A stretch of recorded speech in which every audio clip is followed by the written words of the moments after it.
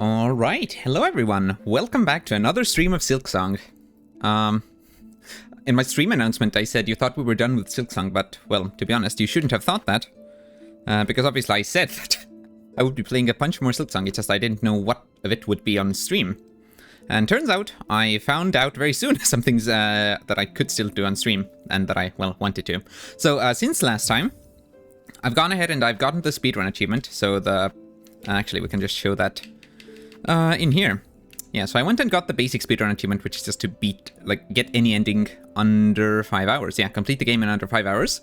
So, I still have 4 achievements to get, and I don't think I'll be doing Steel Soul or 100% completion, or either of the 100% completion ones on stream. I think, yeah, I think doing one full playthrough on stream was quite enough. However, this secret achievement, at the end of the last stream, I remember I looked this up, and I could have sworn something said that, like, this is what you get for getting all the other achievements.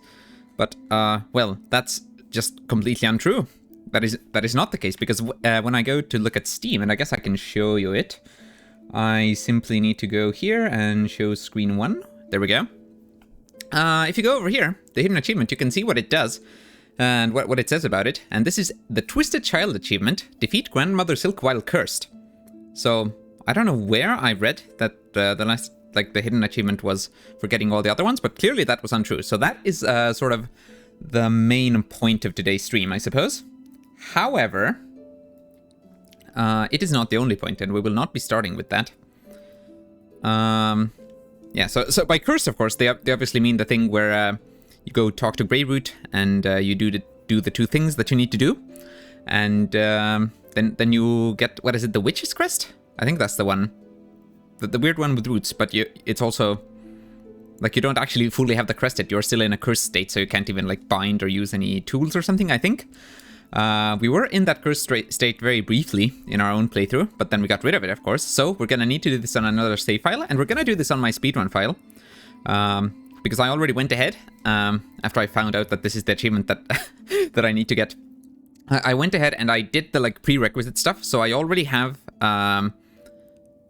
I've already collected all the purple polyp parts in Shellwood and given them to Greyroot, and I've also gone ahead into Bilewater and I've gotten the Twisted Bud. So now all we need to do is we need to go to Greyroot, we need to give the Twisted Bud to Greyroot, and I guess then we can simply, like, head straight for Grandmother Silk.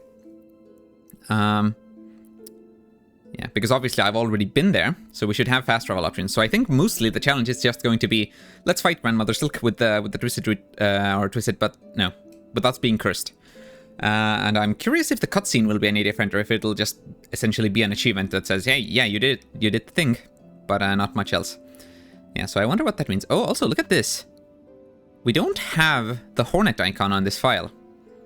And I'm not sure what that means exactly. Instead we have that, well, the Weaver symbol, or the Farloom symbol, or whatever it is. The symbol that's everywhere in the kingdom. Instead, that is there. So I previously theorized, or I previously thought that the Hornet symbol meant that you had completed the game. And it still might mean that. It just might be that you need a true ending for that. I'm not sure. In any case, clearly getting the base, simplest bad ending doesn't count for this. Which makes sense. So, there we go. I do wonder, however, like, even this Weaver symbol, would that be there if I hadn't gotten the base ending? Like, yeah, so perhaps if you haven't gotten any endings, there's just nothing there, and if you get the first basic bad ending, you get this one, and then you get the true ending, and then you get Hornet. I wonder if there's anything for getting into Act 3. Curious. I am a bit uncertain of that, but I guess that's no big deal. In any case, I said we're not starting with the Twisted Bud thing, and that is true. We are instead heading over into our actual stream save file, because there are a couple more things to do here. You will notice that I'm not in the Abyss anymore, and that's, well, basically because I left the Abyss to come to my house, because I wanted to check what sort of relics I'm missing. I figured we would go get those on stream as well. I don't know if I could be missing... Well, no, I couldn't be missing something from here, right? And I think there's only one Arcane Egg. So I just went ahead and looked up what these 2 are, and I saw one of them found in a Let's Play that I happened to be watching after the previous stream, actually. So I already knew where one of them was, and then I looked up where the other one is, and yeah, these are both Rune Harps. We will be getting those. Then what else? I wrote things down that I wanted to do. There weren't too many of them, so today's stream might be short, or we might swap to something else. Right. I also found out what that suspicious room in Farfields is for. That is pretty exciting. Yes. Okay, so those are the notes that I have for right now. Let's go and do them. Do I have any other notes? Let me see. Oh, yeah, I guess you might just be interested in hearing the summary of how my speedrun thing went. I got almost no upgrades other than what you kind of had to get along the normal course. Other than I did get one needle upgrade when I got to Belhart after I fought Widow. I got one needle upgrade, but overall it took me 3 hours and 39 minutes, and I died a total of 26 times. The first time I died was in the Shellwood Splinter Arena. So it's interesting because I remember early on I said that the earliest parts of the game, like early Act 1, was the most challenging on my first playthrough, I felt. But then on my second run through, you kind of just speed through that part completely, and where you start dying is after you get to Belhart, which is quite interesting. But I guess I didn't run through Hunter's March on my speedrun attempt, so perhaps that's the difference. But yeah, 26 deaths. Most deaths were to Trabio. I died 7 times to Trabio. Most bosses I died twice to, except for Trabio, which was 7. And then 4 deaths in the High Halls Arena and 4 deaths to Lace 2. And, well, there you go. Did I not even die to Grandmother Silk? I guess I didn't. So I was writing down my deaths just to see, just to have like an idea of what parts might be challenging for a Steel Soul run. And I guess I know now. At first, because it took me, because I got already past Belhart without dying once, I thought like, maybe I should have done this first run as a Steel Soul run. Maybe I didn't need to be worried. But then, well, then I started dying and ended up with 26 deaths by the end. So isn't that interesting? Yeah, so I will probably need to do some practice runs before I actually try to go for Steel Soul. Anyway, that's enough yapping. I would love to be able, like, it would be great if I were able to talk and also run to places in-game while I talk, but clearly that's not possible. Oh, what I wanted to check is if I have Flea Brew, because the first thing that we need to do, I can't check my, I can't check my tool stuff in here. How much storage I have, or what? How many charges I have left of something. So, Flea Brew. That's full enough. So yes, first thing that we need to do is we need to equip Flea Brew, and we need to head over to the first weave nest we found, which is in the rightmost part of Farfields. Oh, which I guess is convenient. If we're heading to Farfields, we can do 2 things there. I wasn't even thinking of this, but everything seems to be aligning quite well for us. There's definitely a bench in the Bellway station, right? Yep, there we go. Turns out it's not only Flea Brew that I need to equip, we also want Curved Claw on. Because the mysterious target practice room has a funny special interaction, or like, I guess the whole point of it is the funny special interaction with Curved Claw, which I saw someone do. Now, how might I have figured this out? Like, does this look like Curved Claw at all? I don't think so.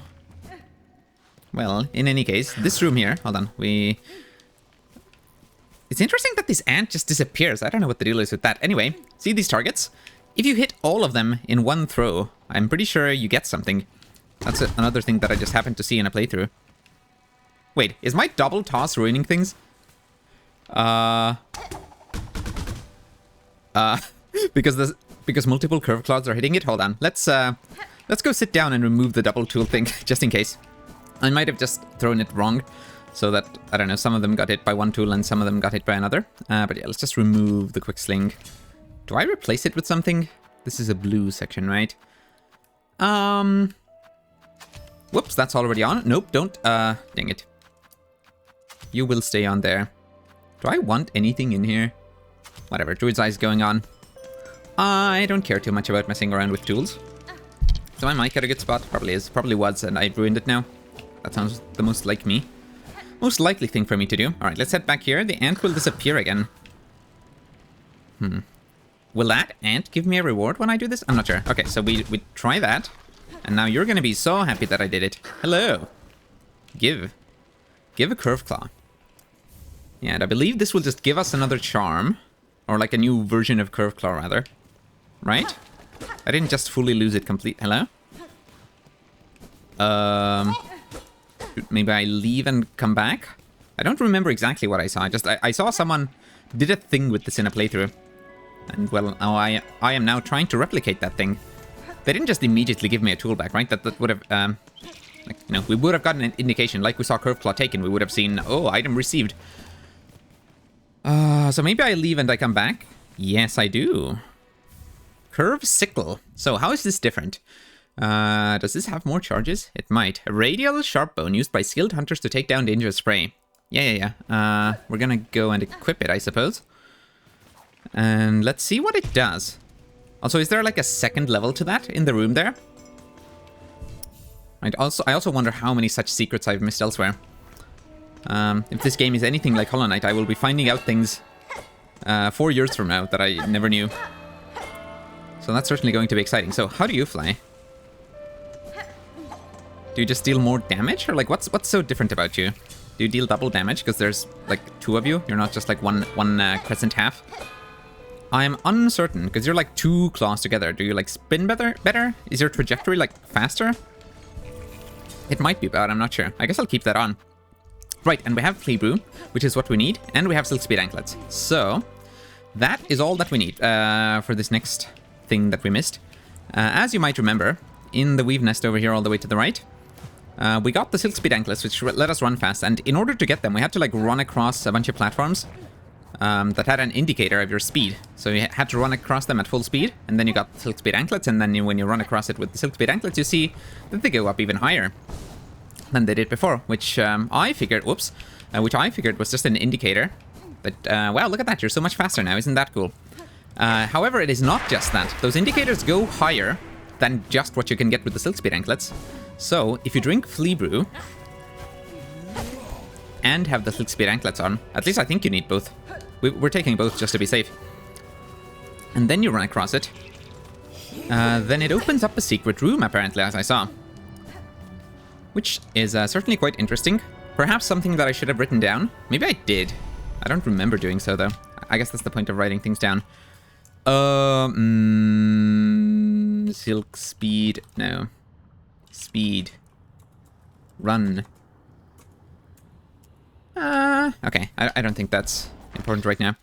So, actually, I shouldn't have sat on this bench.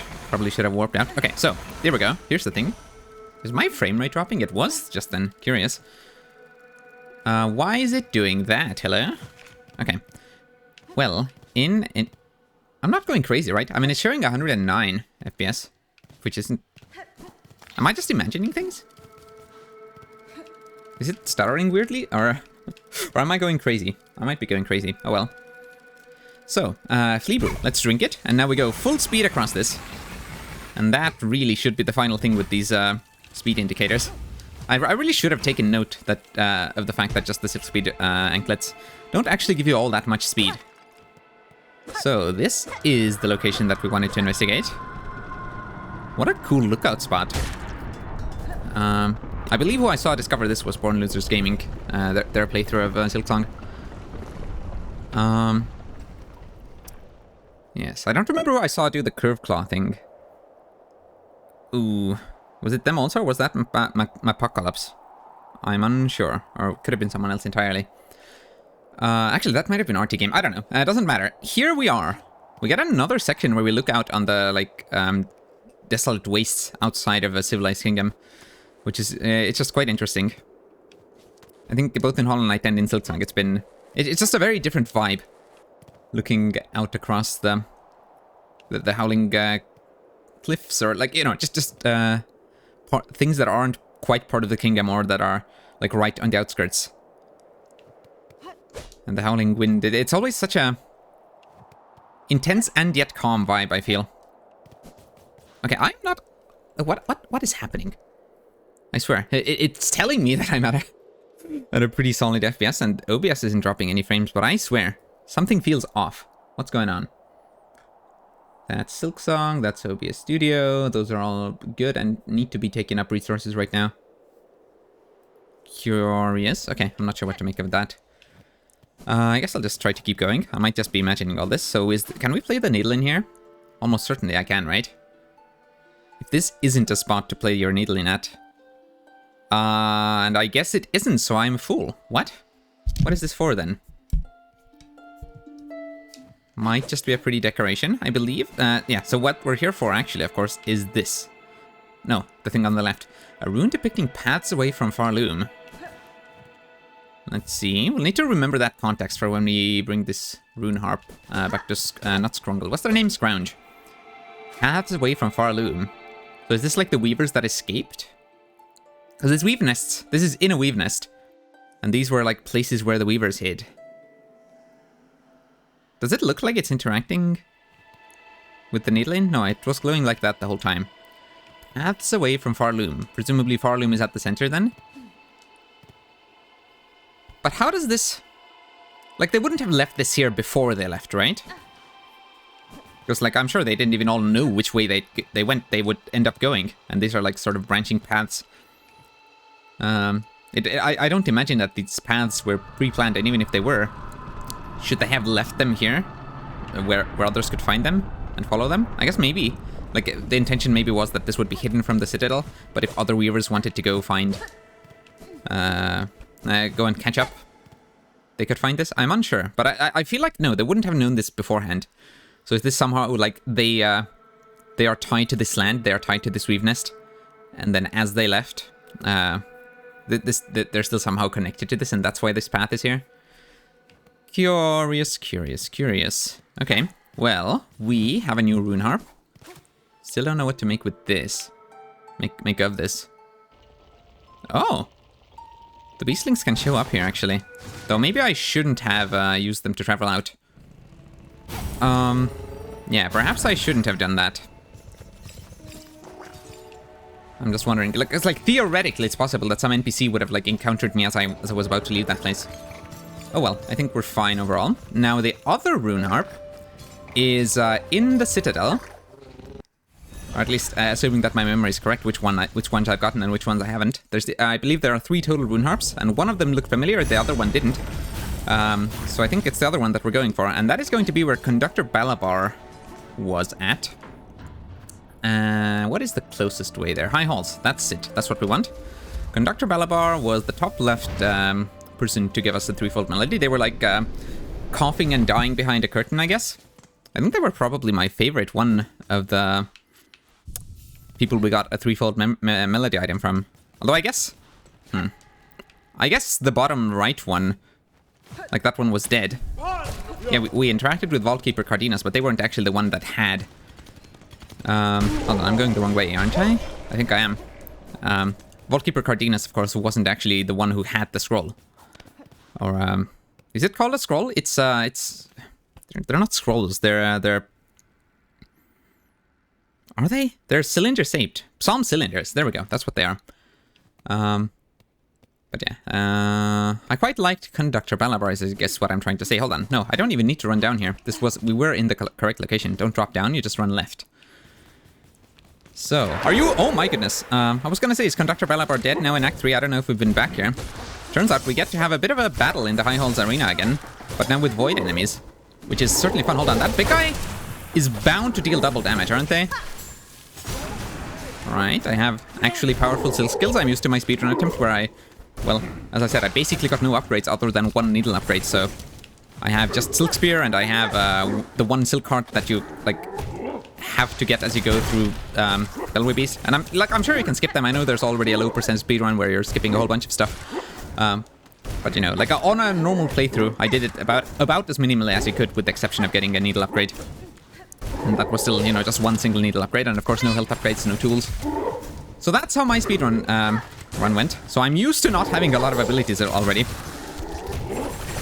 And that is, of course, also going to be the save file where we go ahead and try to do the Twisted Shell achievement, which is going to be interesting, because I believe we would still keep our health, right? Like, yeah, we probably don't get to use tools or use binding while we're cursed. But if I had more HP, I could probably keep that. So that's going to be a little bit scary. Because if I now go ahead and get cursed with my 5 HP on that file... Whoa boy. That's, well... I don't think that's something we can reverse unless we, like, load a previous save. If we decide that the 5 health is too little. But I think that will make the challenge more interesting, actually. And I get just Grandmother Silk. We essentially need to learn to do it hitless with a limited set of abilities. That's totally fine. Okay, Rune Harp, and we got this from Conductor Balabar, who I'm quite sad to see dead here. Well, presumably they're dead and didn't just leave behind all their belongings in this crushed structure. I'm sure they're fine, actually. Let's not run down here. We are trying to get... There's something weird reflecting... Is that the sun? That is the sun on my wall. It's reflecting off of my monitor because the background is so dark. Hold on.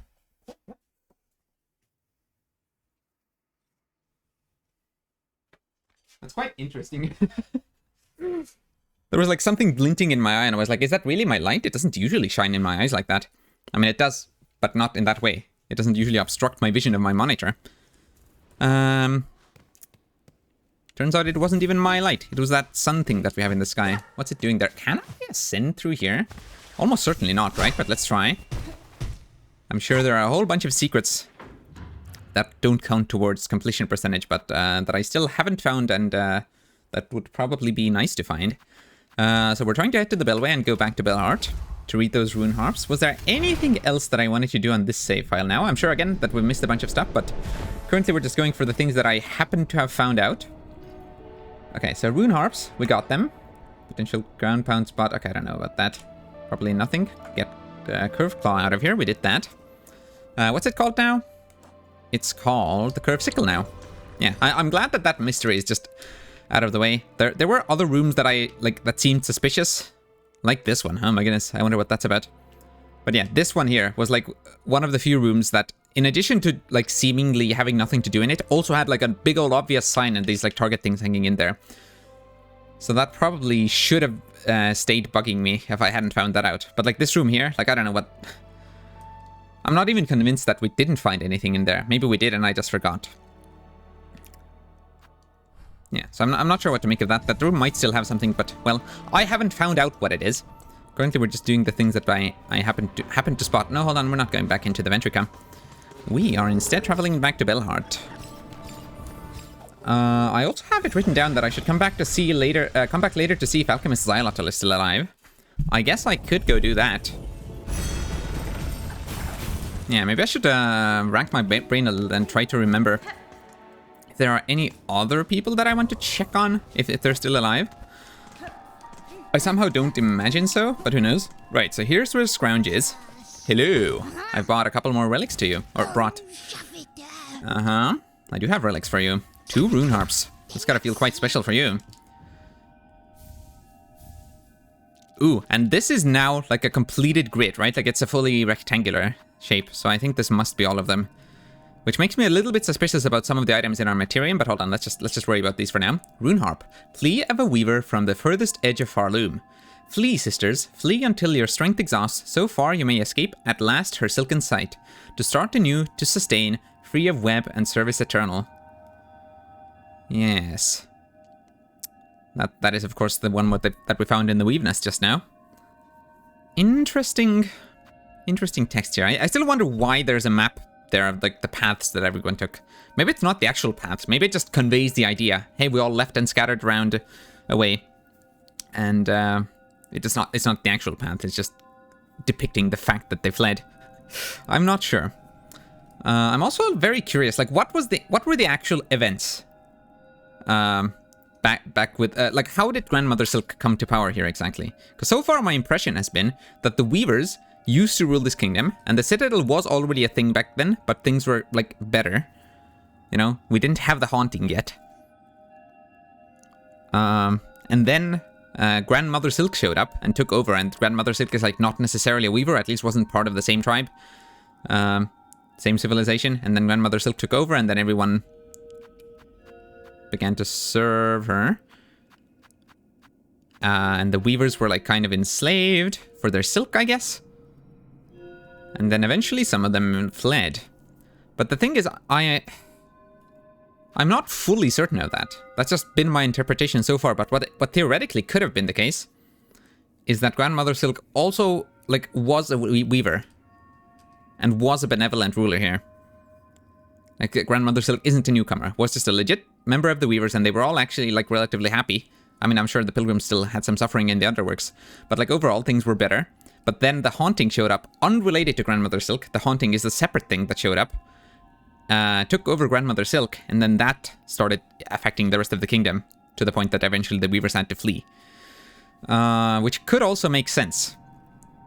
Yeah, because so far I had assumed that Grandmother Silk and the haunting were the same thing. Like, Grandmother Silk showed up and brought the haunting. But I am now not so sure. I'm like 50-50 on it now, or maybe 60-40. 60 favoring still my original idea. I'm not sure. But I'm now quite seriously considering the idea that maybe Grandmother Silk was just a normal member of the Weavers until the haunting came and consumed her, and then through her powers started slowly consuming the rest of the kingdom also. Okay, well, let's read the next rune harp. Last Words of the Weavers. This is, of course, from Balabar, Conductor Balabar. Whenever I say Balabar, is that their name even? No, it's Balador. I'm thinking of Balabar Zo from A Song of Ice and Fire, I think. But whatever, they're very similar names. Last Words of the Weavers. Sisters, spiders, the burden is past. These simple bugs shall bear it full, never to cease, never to silence. We shall die and wait and pray that one may come of silken strength enough to weave us free. Okay, hold on. I'm not at all sure how this relates to Conductor Balador.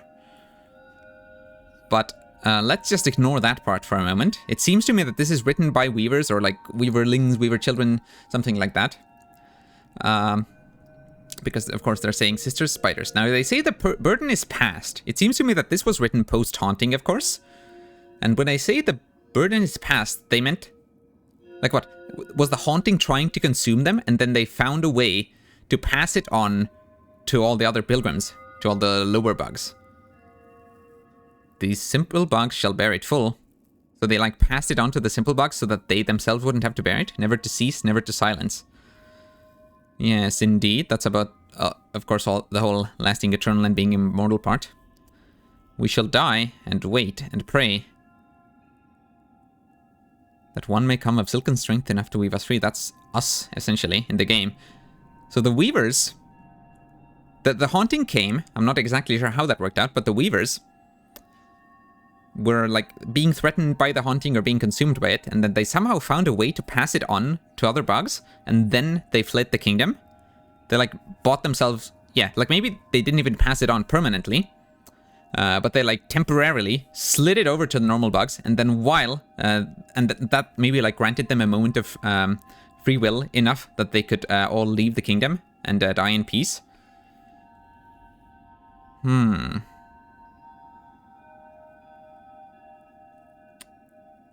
Curious. But then how does that... Because we know, we've seen the notes of people going... Like, people from the Citadel being sent after the Weavers who had fled. People being sent after the other Weavers to capture them with rune cages. Weavers and their descendants. For their ability to produce silk. So that's interesting. Interesting how this all ties together. I might have made some incorrect assumptions here. But... well, I certainly am glad that I came back to check out these rune harps. Yes, very interesting. What did this one say? This was for Atla, yeah. Weaveness Atla and Eva there. Hide her deep, the despised child, our shame shown in shell of iron. She is a wish cast vain, divinity mimicked in a form too frail. Yes, presumably, yeah, Words of a Weaver, so written by a weaver.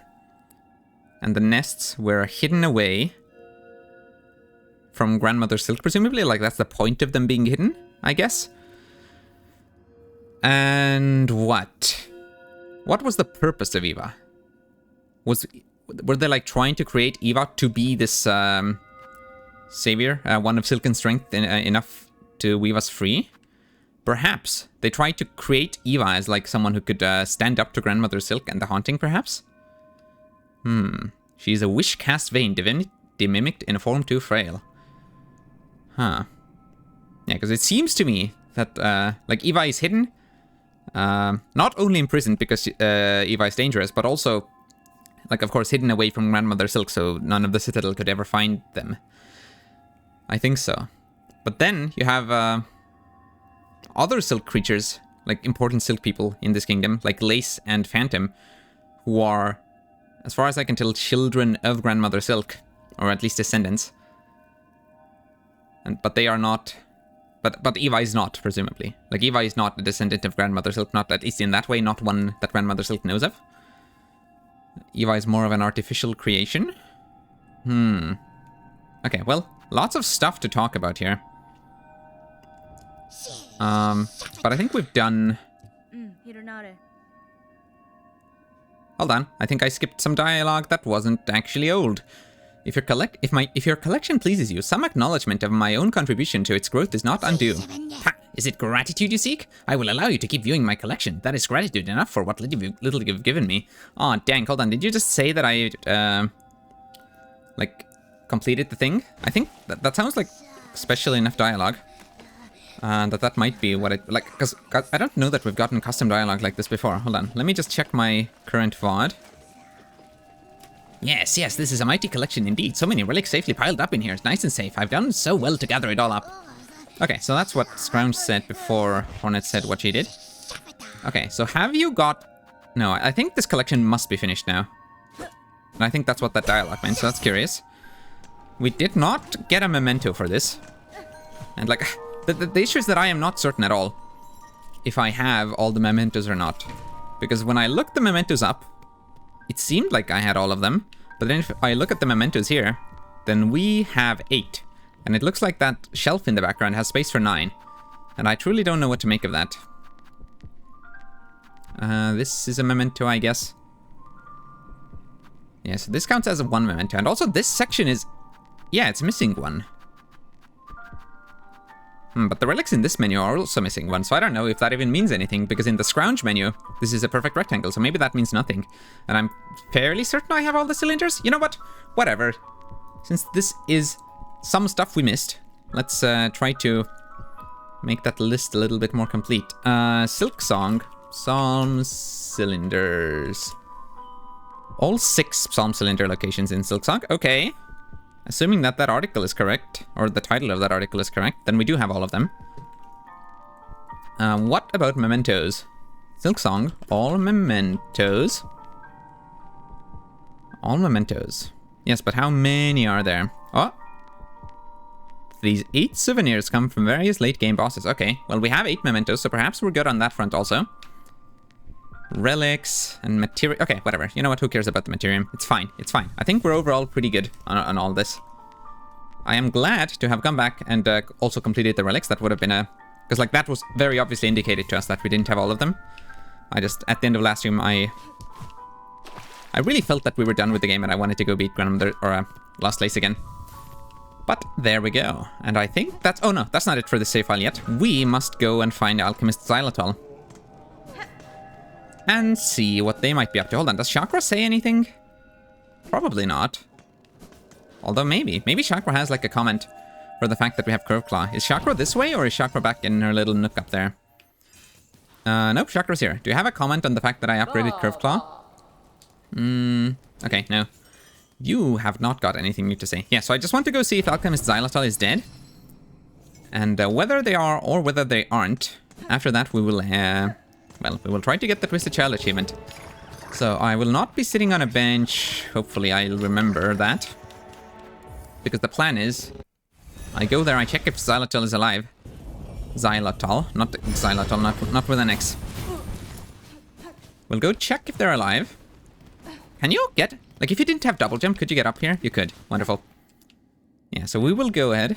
That's just snitch bugs. We will go check if they're alive. And then twist it. But I keep repeating what I'm saying. I swear there was something that I meant to add to that. But I guess there wasn't. That's fine. Totally okay. It's kind of crazy to think that Silksong's been out for over a month already. And I have, like, fully completed it. Well, not fully. We don't have all the achievements yet. We haven't done Steel Soul. But you know what I mean. There's essentially one full complete playthrough under my belt now. Which is just, it's just crazy. Like 3 months ago? Well, like 3 months ago, we didn't even know Silksong was coming out this year, did we? I don't think so.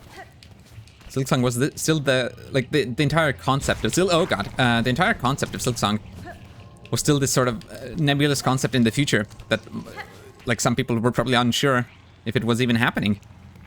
Even though, again, there were signs, you know, there were signs that like, oh, something might be happening this year. But, well, we've seen signs like that on several years already. As I said repeatedly in the earlier streams of Silksong, I remember very clearly in like 2020 when I was worried that, oh, what if Silksong comes out this year? Will I have time to actually play through it? I need to make sure I have time when Silksong comes out. And, well, of course, that was in 2020. I don't know if you've noticed, but that's several years ago now. Oh my goodness, that was a nice shot. They spat out like one glob of goop and it perfectly hit me there. Okay, so xylitol should be somewhere through here. Yeah, on my speedrun playthrough. Oh, yeah, xylitol is dead. Or, no, twitching somewhat. Soon to be dead. They weren't doing great before. Life for you. A source. Life for all. Yeah, so of course, with this dialogue... dear one. Life for you.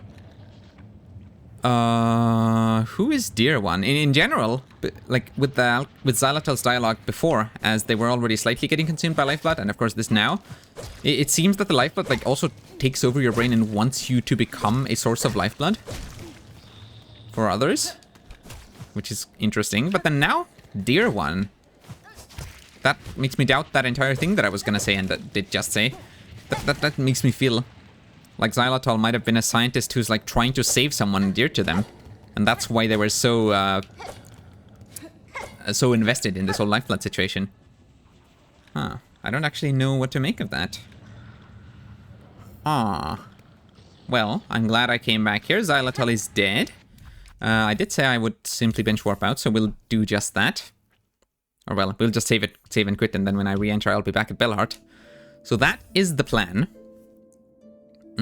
I wonder if I came back later, would xylitol have advanced further? Perhaps I'll still leave that note around and come back at that point. Okay, so I will now change the stream title. Trying to get Twisted Child achievement. Silksong stream number 27. Wonderful. Let's go ahead and do that. So this is... Wait, that's the wrong file. That's the one we were just in. You fool. This is not where we want to be.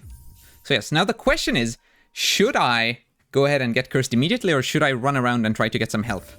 Or maybe I should do something else in this file? Now that is quite a question, because getting cursed with 5 HP might not be the best idea, because I believe we cannot bind while we're cursed. Something that I might want to do is head into the Citadel and see if I can get something to happen with Garmund.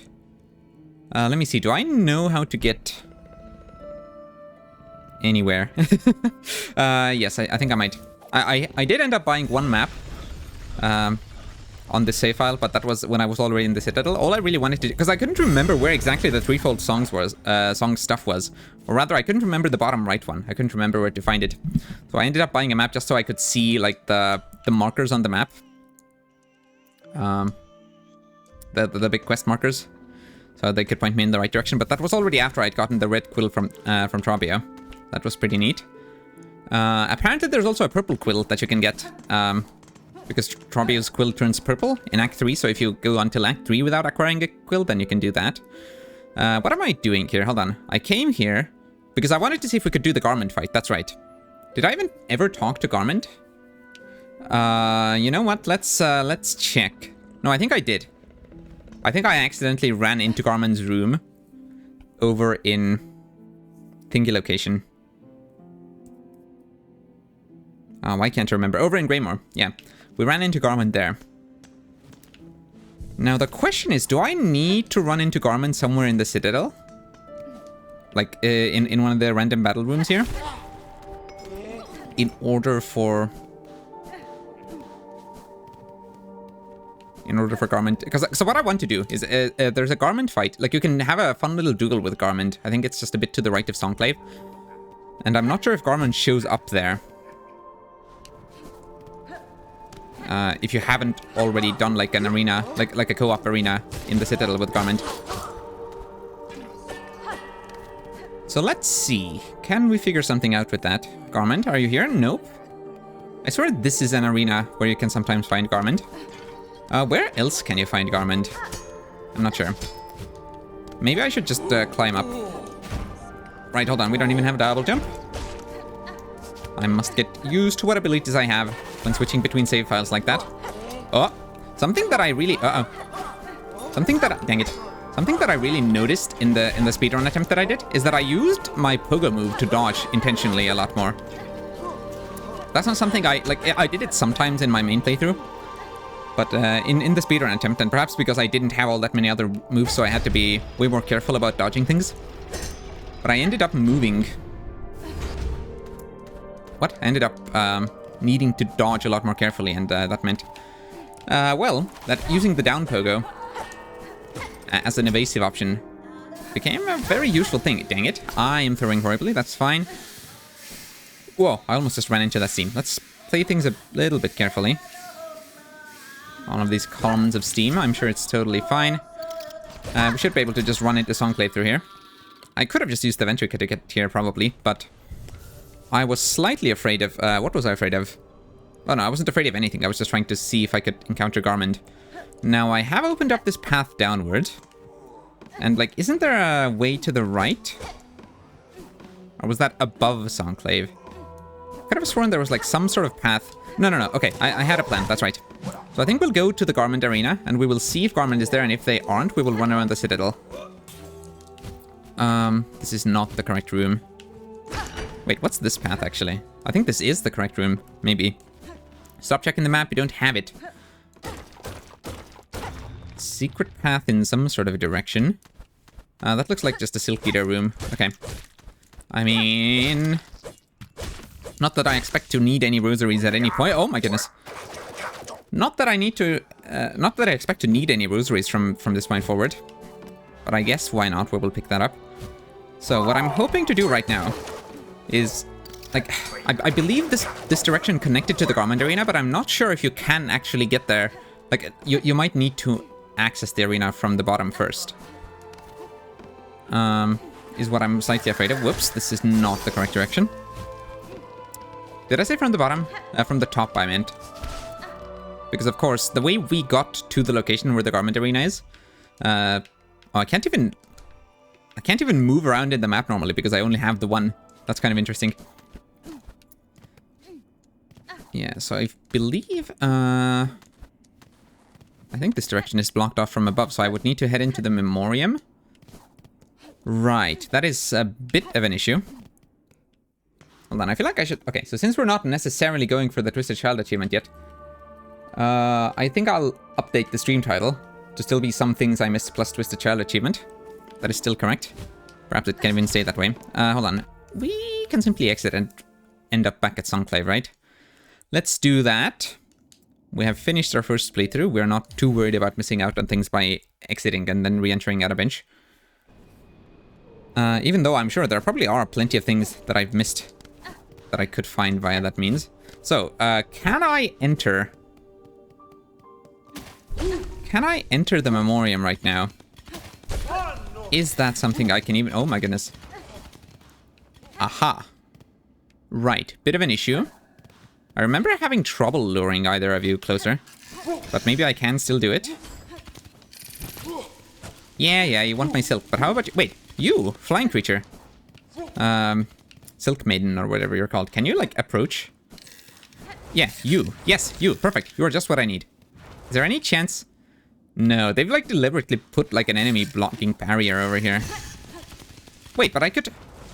Hang on a minute. What if I placed a cocoon here, Hang on a moment.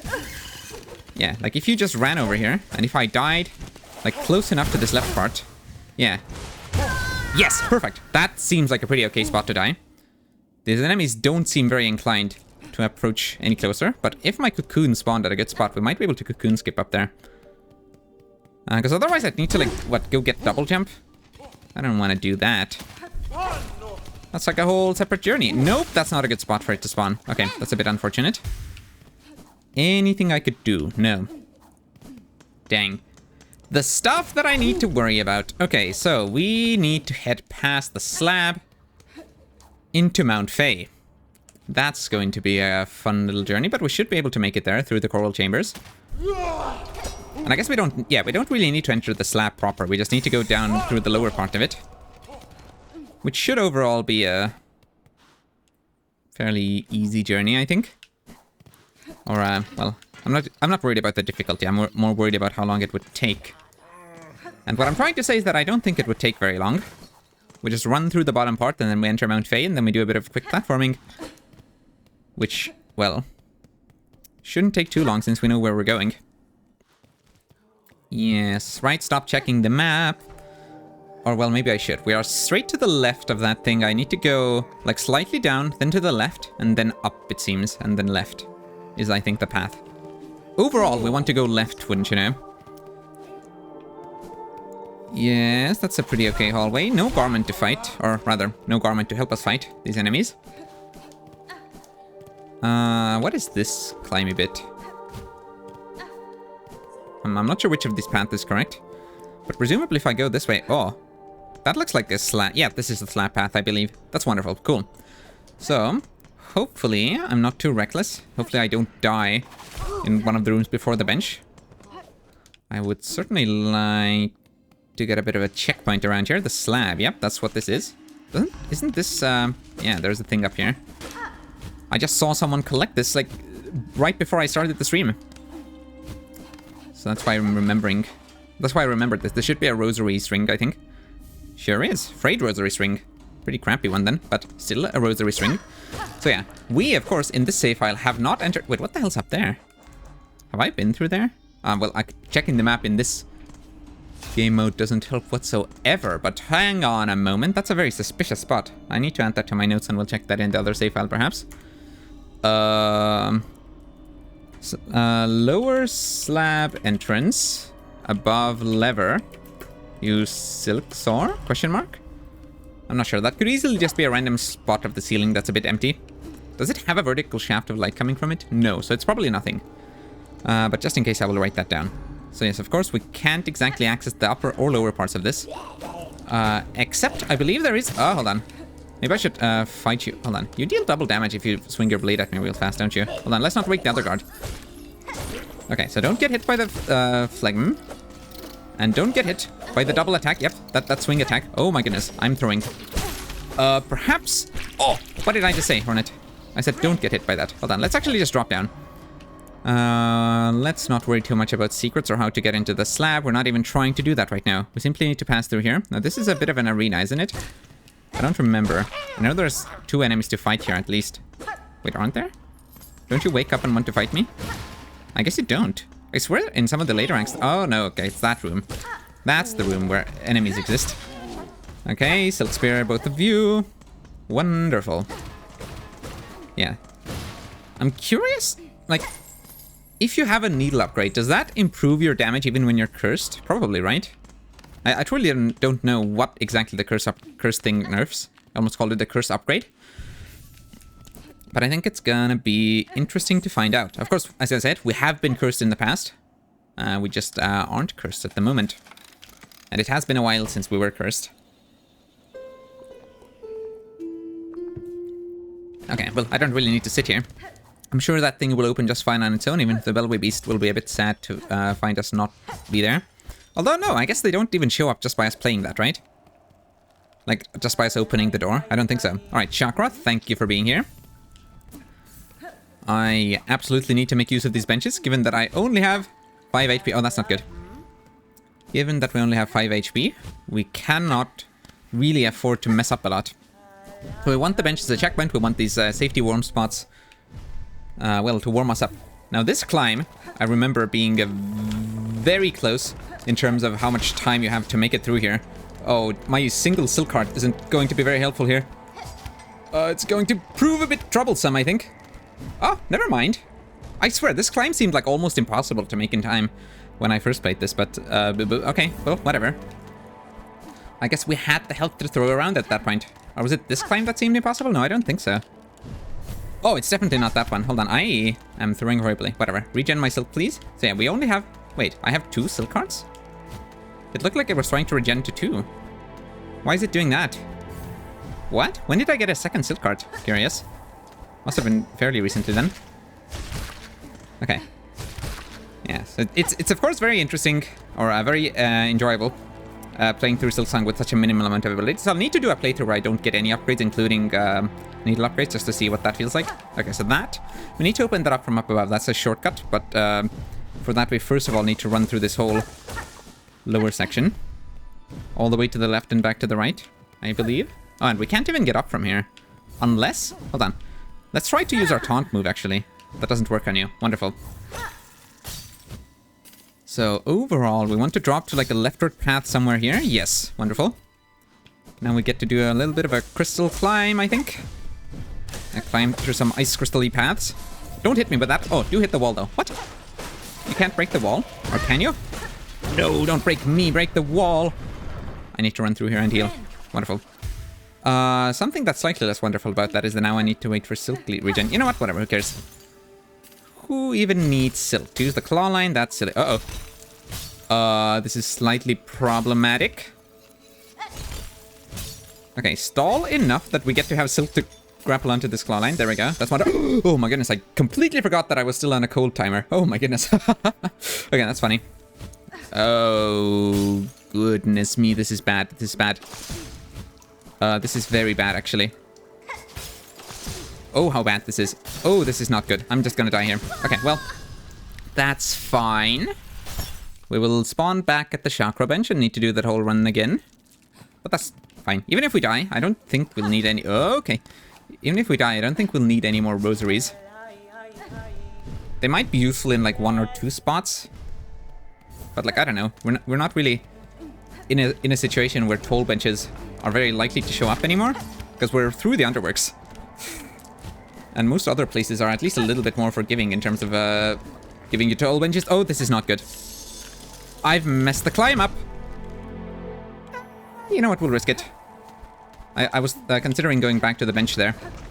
But I don't think that's necessary. Oh, hold on. I'm messing up the climb already. Don't tell me I did this perfectly the first try and now I will forever have trouble with it. That's not very cool. Okay, just don't mess around and get over here. Whew, wonderful. If you know where you're going, everything becomes so much easier. Which I already knew from my time in Hollow Knight, but it's just crazy. You can rush through Silksong so fast if you just know what you're doing and you're not spending all your time, like, meandering about, trying to explore. Not that that's, like, a bad thing. That's how your first playthrough is meant to go. And that's what's a bit sad about every subsequent playthrough, is that you don't get to do that.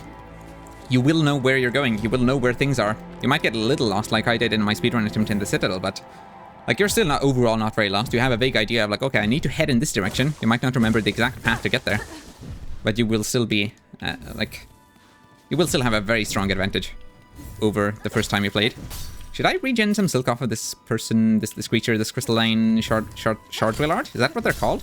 Or is that another creature? That might have been another creature. Oh, it's fine. We'll simply drop down like this. We have some warmth over here. Regen.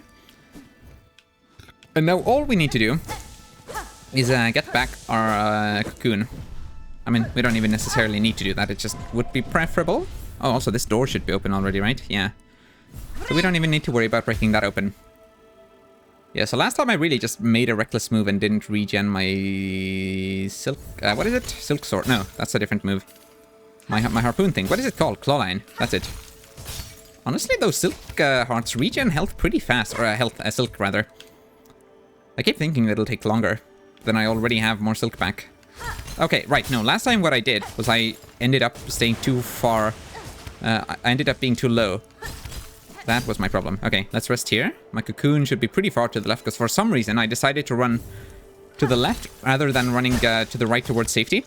I don't truly know why I did any of that. Oh my goodness, okay, watch out, we're fine. This place has warmth, there's even a bench below. And I don't think that's a toll bench, or it might be.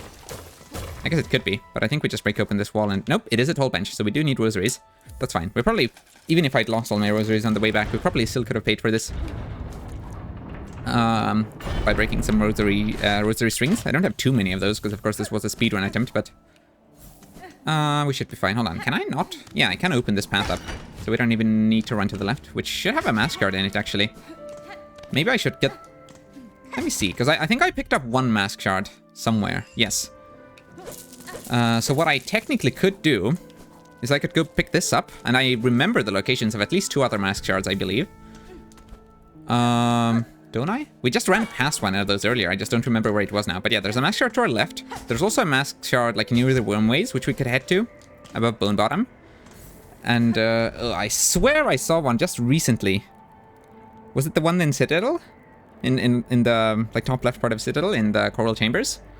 It could be, but I don't. That's not the one I'm actually thinking of.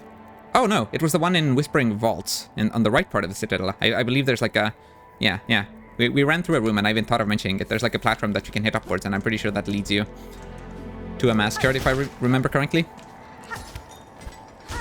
So we could actually get 1 extra mask, which would make things easier. It certainly would. Whoops, don't break that. We need that. Absolutely we do. Right, but the question is, like, do I actually want that? Because I think it might be cooler. Oh, this is bad. Where's my safety thing? Here. Like, yes, it's a bit risky going and trying to get the cursed thing without any health upgrades. But also, I mean, it would be kind of cool if we did it without any. So I'm not actually sure that I want to upgrade. So maybe I shan't, Maybe I shouldn't. Maybe I won't. And I think I won't. I mean, I could still pick up this mask shard since we're in Mount Fae, but I won't pick up the others. Or maybe I should pick up all but one.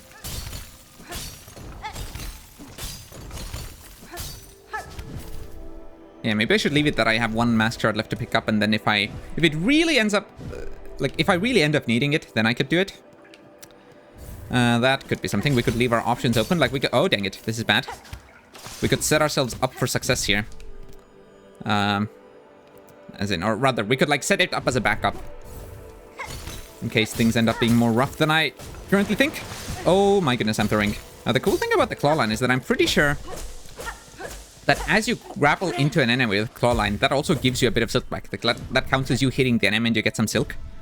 Which is pretty convenient, because that means essentially, if you don't miss with your claw line, or, well, I guess you could aim for things that aren't enemies with your claw line, in which case, you know, that's not exactly, oh my goodness, that's not exactly missing. But yeah, if you're trying to hit an enemy and you don't miss, then essentially the claw line is free. You get your thing back. What you're really punished for is missing, which I think is a pretty neat way for that mechanic to work. That is, of course, assuming that I am correct, but that is how it seems to work to me. Yeah, right? Like, didn't I just immediately get my silk back there from that one grapple? Yeah, look, that's not an automatic silk heart regen. Ooh, speaking of regen, though, I did not have enough silk there. It's fine. We will sit here. I'm not sure. Like, if you've opened up the shortcut, is the left bench actually better? I'm not so sure about that. Okay, you just want to hang there a little bit to regen your silk if you don't have 3 silk hearts. Or, well, or you didn't already have enough silk to do that grappling section. I don't know why I'm checking for secrets. That's not what we're here for. We are specifically here to get double jump. And not to wander around finding... Oh my goodness, Hornet. We are gonna need to reset this attempt. We've been in the cold for too long. You will freeze to death otherwise. Whoops. We don't want to do a running jump out of this. That brings us the wrong way.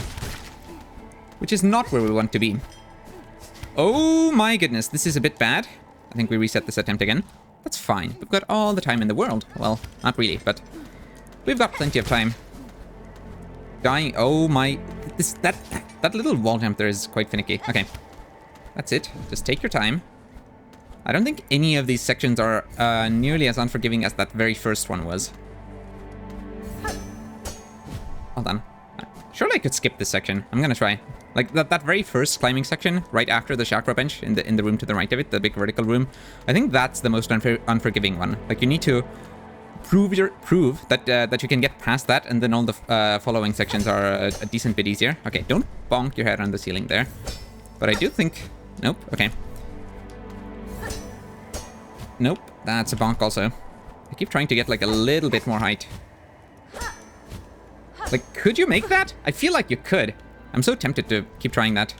We might give it a couple attempts. It just looks and feels so doable, does it not? Oh my goodness. To me, it certainly does. The good thing is that we don't need to be too worried about our health here. Okay, never mind. I don't know that that's doable. Not in any way to make it worth it, at least. Like, sure, maybe you could set up a cocoon there, but then that's not saving you any time. Uh-oh. We are about to start freezing to death, Hornet. Let's get out of here. Into some warmth. Oh, still no warmth. How about here?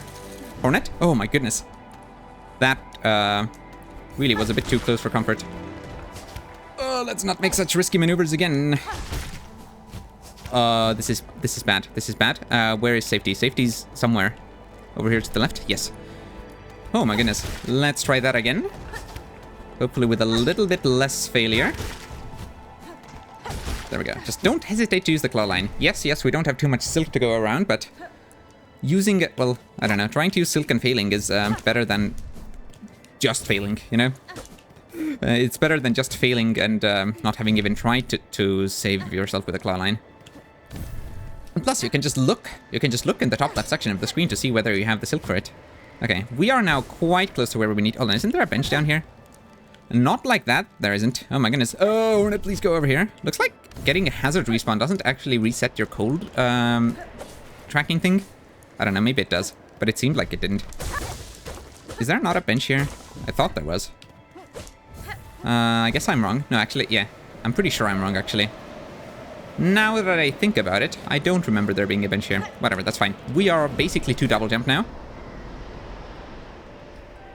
I think that text just is like some kind of ancient tuning fork, which is what it is. And we are tuning to it. It's pretty cool how this bird just shows up and you get like a feather to fly with, but the bird is still alive. Where does that noise come from the left? I thought they descended from the right. Oh, that's why. They first fly to the right in the background. Hello. I don't know what we're meant to believe the bird is thinking here, though. Like, what does this mean? Is, I guess, my question. Like, what does the bird think it's doing here? We summoned it with that noise, but what does it feel about the noise? Does it hate it? Is it trying to, like, shut us up? Or is it like, oh, this is a cry for help. Someone needs warmth. I must show up. Like, how do you, like... Why did the bird show up to help us? If you sing, we don't get thoughts, right? You just coo? I think so, yeah. Yeah, I'm pretty sure that's what's happening here. Okay, well, that is that then. We're through Mount Fae. Oh, hold on. Didn't I say I would go get that mask shard? Ooh, I mean, no, whatever. Who cares? We're not going to be doing that, actually. If we so desperately need to do it, I guess we can come back later. I suppose that is fine. But for now, I think we'll just go straight for the achievement. It's kind of hard for me to get used to the fact that I don't have Beastling Call anymore. We can't... What? 3 rosaries? Alright. No, that was 4, actually. Thought I saw 3 on the round, but then the amount that I actually got was 4. But yeah, I keep thinking, like, oh, Dan, why am I running back? I should use the Beastling Call, because I kept doing that in my, like, in my 100% file. Oh, wait, why am I going to the bench? No need. I kept doing that in my 100% file. Wait, hold on. No, we're not going to the Twisted Bud yet. We need to go to Garmin, so we're going to Bellheart, and I guess... Like, aren't we quite close to Bellheart anyway? Sure, I could just run through this upper path. I think that's what I will do. Whoa, funny trap. Alright. Yeah, we'll just manually run to Bellheart here. Whoops. Watch out for the funny enemies. The funny jailer bugs. Yeah, we mustn't forget about our garment plans. Now, having double jump is going to feel quite powerful, quite strong. We will be quite OP, I think. I don't know, I could be wrong. Hold on. I feel like I'm bonking my head here, so I think this is nothing. I will remove my note about using Silksong here. That's fine. I have now checked, and I'm decently certain that that's nothing. I was pretty sure before also, because like I feel like every single time that one of these paths has led somewhere, there's been something more to indicate it. Like it's either like a barely visible vertical beam of light, or it's like an object in the ceiling that you hit and then it opens up a latch that you can wall jump up, or like it's usually something. Or it's like a more obvious secret tunnel up above. But in here it really did seem like it was just like a slightly weird chunk of ceiling. Garment! Yes, okay, this is perfect. Assuming that we need to do one of these like in Citadel battle encounters before we can do the good duel with Garment. This is just the perfect thing that I needed to have happen here. Very good that I decided to run through this way and not just use the Bellway and Ventricle Travel. Hello, Garment. How are things going? I don't know that I've even... Like, yeah. I think we've had like one chat before in this save file. Hello. You yell pretty loud. What cause saw you first ascend to the Citadel, Garment? Wait. This is interesting. This is like a separate custom interaction because as Hornet, on this save file, we didn't ask Garment about like what they're even up to. We just had like the initial dialogue in Greymore, where Garment talks to you. You don't talk to Garment, and Garment's like, oh, hello, who are you? Are you trying to fight me? If you challenge me to a duel, I don't know that I could say no. But in order to actually find out about Garment's village, you have to ask. So I guess we're doing that now. Mine is only the most sacred quest, sister. One shared with my most trusted companion, dear Zaza. We sought the Citadel to stand before its rulers and demand their answer, by force if necessary. All for our dear village to whom we pledge ourselves. The fearsome haunting of Thread, it overcame our fair folk. We are all that remain, left to carry their memory, and the hope to see some justice paid. Indeed. Alright, cool. So, I'm not sure if this is enough to allow us to trigger the Garment duel. Maybe you need to like have several encounters in the Citadel, in several arena locations like this. That might well be the case, but it also might not. I guess we'll find out. We will run to the arena location, and we will see. We will find out if this was enough. Dang it, I headed too far to the right, that's fine. We can fix this situation by trying again and not failing this time. Or I fail in 1,000 different new ways. No, where the hell is my bench? What did I just do? I lost 3 health in like the shortest span of time imaginable. Dang it. Okay, well, again, I don't know that we will be needing any rosaries, so I don't need to be too worried about getting my stuff back, but I think I will head that way anyway. I was just... Dang, yeah. That just goes to show you how quickly things can go wrong. That is precisely the sort of thing that you need to be very wary of in a Steel Soul run. It's been an age since I last did a Hollow Knight Steel Soul run too, so it's not like I'm used to the kind of mindset that you need to have in a Steel Soul run. So it's certainly going to be interesting once I get to that. Again, I think I would need to do like 1 or 2 practice playthroughs of Silksong before I try to get Steel Soul any percent, and then whew, I don't know how 100% is going to go at all. It would probably be in the same playthrough. And I would probably try to get the, like, 100% speedrun achievement also. Is this a correct thing to ascend up? I don't think so. Right? I think I headed farther to the right and then climbed. But we might still be able to make it into the correct hallway.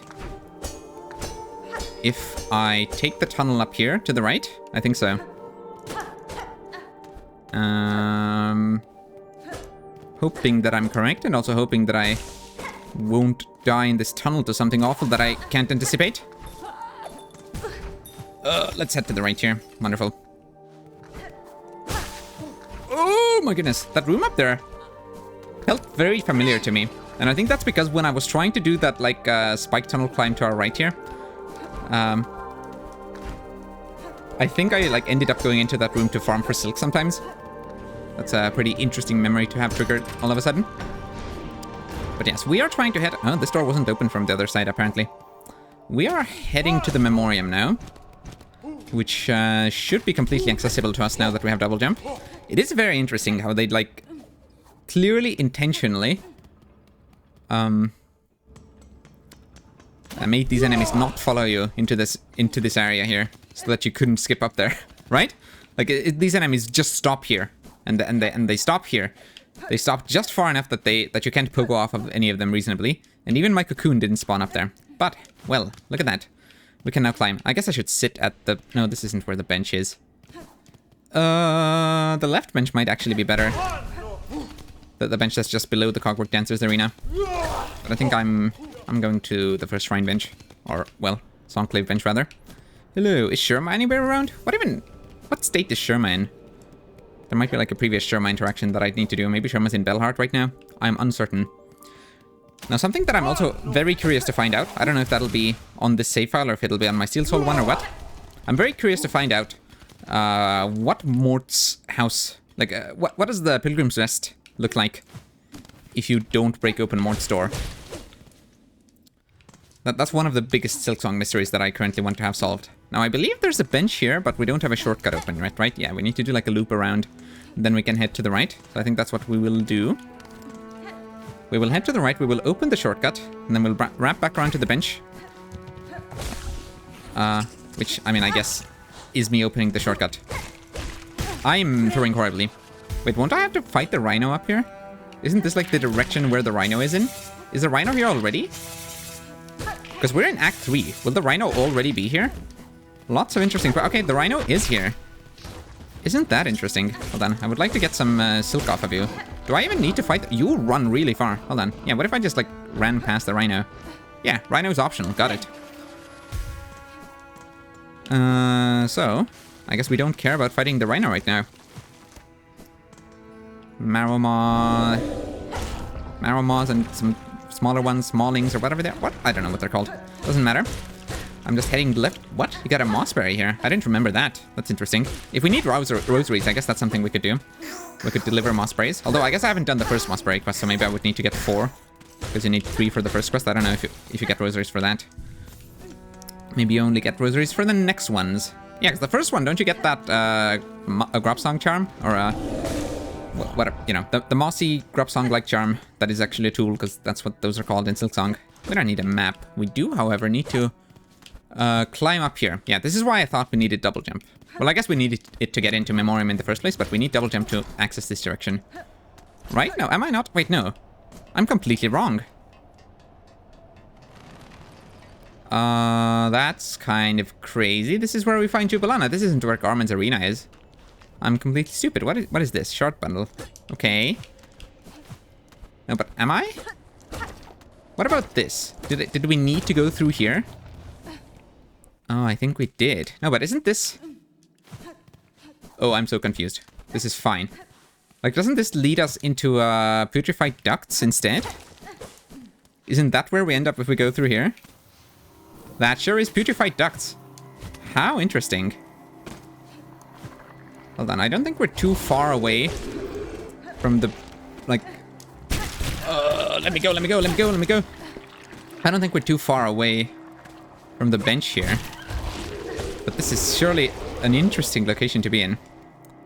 Right? Like the Bellway station, it should be right here. Yes, very good.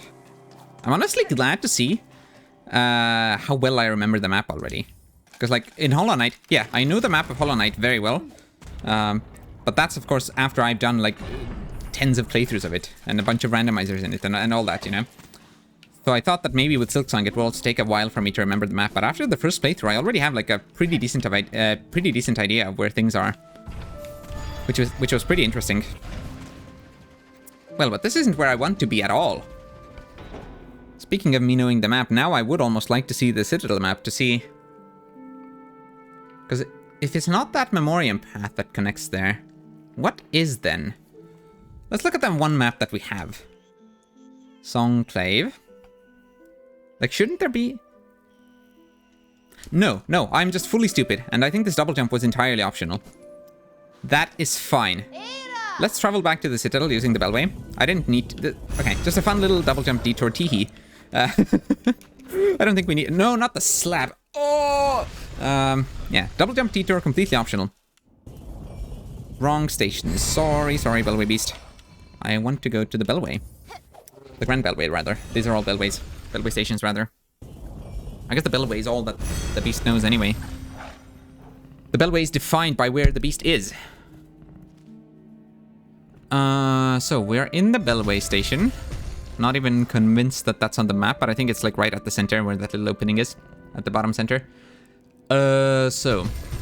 No, is it? Aren't we below the stage instead? I think we are. Yeah, no. We're below the stage. Below Trobio's stage, I want to say. So, yet again, we will try that Whispering Vaults path. And this time I will not be stupid.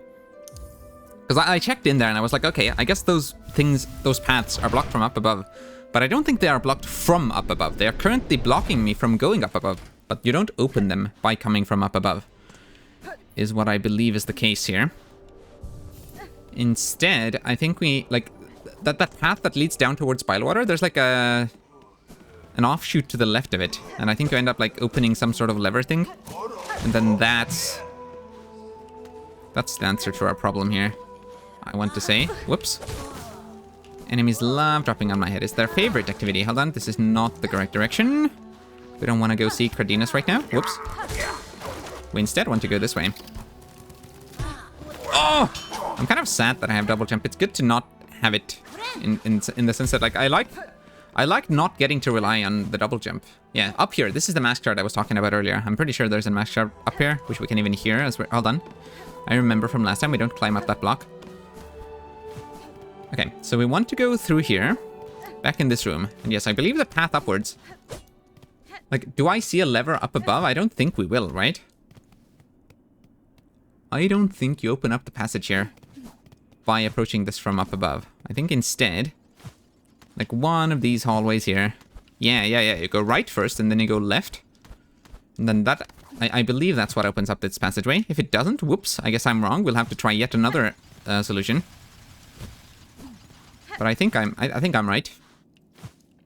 We will see. We're about to test that theory right now. We're about to find out if I'm correct at all. I wonder if I need the double jump for this. Probably not, right? All of this seems quite doable without one. Maybe I shouldn't be walking off into spiky pits of doom while I only have one hand free and the other one taking a sip. Okay, there we go. This is what we do. I think this at the very least opens up this updraft, but I... Oh, okay, and then this switch. I thought that was a bench for a moment, but no, of course there's no bench here. The button opens up all of this. And I think that's all we need. So now, if I head up here, we can go see Garment. Well, hopefully. Though before we go actually fight Garment. Okay, well, first of all, I'm not seeing any Garments around here. 0 Garments to be found. Psalm Cylinder. Right. This should open up a path directly to Songclave, I want to say. No. Okay, well, directly enough. But I'm not seeing Garment yet. And I would like to do that before I get cursed, just because I want to see what that's all like. Maybe I need to defeat these enemies first? This must not, like, okay, this must be something that you can do in Act 1. I'm certain of that. Because this is used in the low percent run. Or this can be used in the low percent run to help you do the High Halls arena. So it can't be that, like, oh, it needs to be in Act 2 where these enemies are gone, maybe, or something. No, that's not it. Also, that's not in Act 2. No, we are in Act 2. What I mean in Act 3. Sorry. I've been in Act... Like, I don't know. Like... I guess in my head, I was thinking of everything up until... No, I think I'm just stupid. Okay, sorry. Never mind. Ignore what I've been saying. But my point is, we're in the correct act for this. We should be able to access Garment in there. So, first off, I will try... Like, I unlock that direction, and then I sit at the bench. Is that enough to reveal Garment? And if not, then we will see... Oh, yes, it is actually. Hello, Garment. Wonderful. This is precisely what I wanted. Let's play the needle in for you. Only our duty, only our claws. For dear friends lost. Yeah, okay. I think we've heard all that. Ho there, brave sister. What poetry has fate writ that we should meet here at the peak of this ghastly citadel? Beasts and fiends, all here are lost to that horrid haunting, and out from this golden corpse it seems to plague the good bugs of the land below. Well, no more, we say. You should beware the brave sirs. What? No. You should beware. I can't speak. You should beware, brave sirs. The creature that commands this curse is a foe far beyond bug. Ooh, hold on. Regarding what I said before of, like, okay, I had thought that Grandmother Silk had brought the haunting. And that was my theory up until we read that rune harp today. This lends credence to that idea again, that I was correct initially. Because Hornet says, the creature that commands this curse. That must be Grandmother Silk. And that means that it's not that Grandmother Silk was taken over by the haunting. It's that Grandmother Silk brought the haunting. She's the source of it. Yeah, so I was correct initially, which is cool. I would not see your lives given in vain. Oh, mamito. We beware nothing. We would give our lives 100 times over to finally cut away the evil that clutches our kingdom. Right, but you actually can't do that. You can only give them away once. And then the next, well, and then you're of no use to anyone anymore. Gurra, I have a notion for you, sister. What say we cross our weapons here before we move on? Engage in some rollicking combat together. Have no fear, I will not strike a mortal blow. Duel with Garment. Yes, this is precisely why we're here. Gurra, gallantly answered, sister. Prepare your weapon. Okay, so how does this fight go? I imagine this is probably quite similar to Lost Garment, but I don't remember what that fight felt like. Hold on, you don't even like shoot some kind of AoE attack across the arena by doing that. That's crazy. I don't imagine you're gonna be too tough. I won't even bother to heal, perhaps. Because somehow I imagine that won't be necessary. I imagine I could get hit by that attack several times, though. That's probably something that could happen. Do you hop upwards? I think you do. I think we just... Yeah, you do hop upwards, but it's quite slow. Quite easily telegraphed. Oh, that's a hop. I should probably be doing this a bit faster. I am throwing horribly. And by that I mean literally, I'm throwing my Silk Spear horribly. Wait, look how they fell over. Hold on, I should play something during this. Hold on. This fight is slow enough that it should be quite easy to play the needle during it. Oh, hold on. I need to get a move where they're like slightly distracted. Come on, Garment. For their sake, fight fiercely on. Keep your hornlance high. Oh, hold on, Garment. I would like to... Dang it. I would like to have another song, please. You should stop before you reach me? Yes. Wonderful. You just stand still. Live or die, make them proud. Meet your enemy's gaze. I love how he sings that as Hornet is like looking directly away, just playing the needle in. Okay. What? He just tripped and fell off the platform. Oh, that's kind of hilarious. Don't jump into me. It's fine. Wait, what happened to me saying that I won't heal? I forgot. Completely forgot. I'm pretty sure I could just intentionally push you off the platform there. Okay, hold on. I'm being horribly reckless. Well, that wasn't even intentional. As I guess the previous time wasn't either. Okay, Garment, I love you, but you're a bit of an easy fight. You're a bit slow. Oh, I'm sorry for pushing you onto the spikes. That was a bit mean. Hello. How do you feel about that? Whew, let us stop the duel there. I hope in my excitement I did not bring down my lance too heavy upon you, sister. It was combat honorably conducted, sirs. But now we should all of us keep moving. It will not remain quiet here for long. Yeah, I think we were a bit more dishonorable. We like pushed them into spikes 3 times. Well, no, once. The other 2 were... Well, once they just fell in on their own. Yes, of course. Our good works are never done and we must press ever on. There's no time to waste. Oh, dang, hold on. Bit of an issue.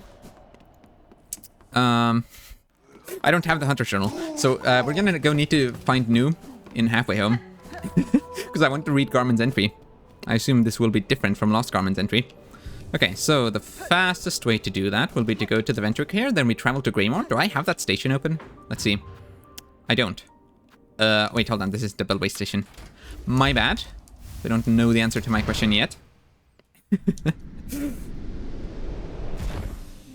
There we go. So this is all working out quite well. It's pretty easy to take care of the things that I have missed, that I missed in the other playthrough. And now we want to go... Okay, I do not have the Greymore station. That's fine. It's not like it's a long distance to go.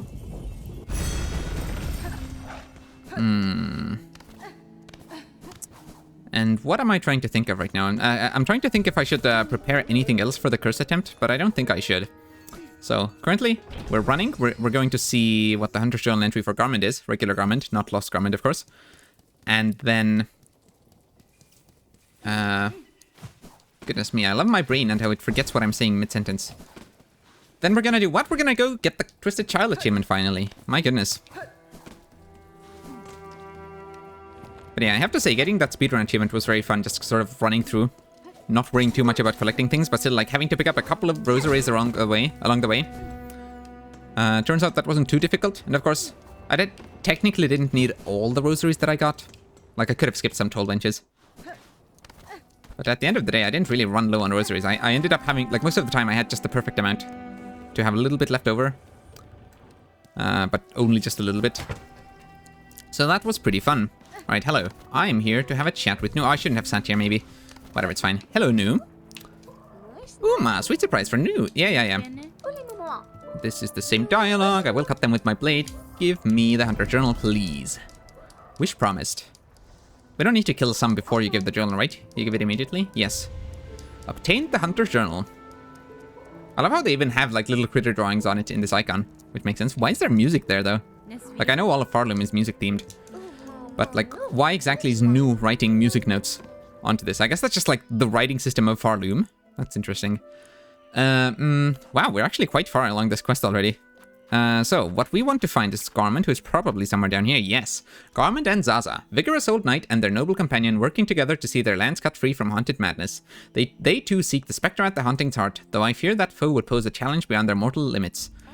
Indeed, by far.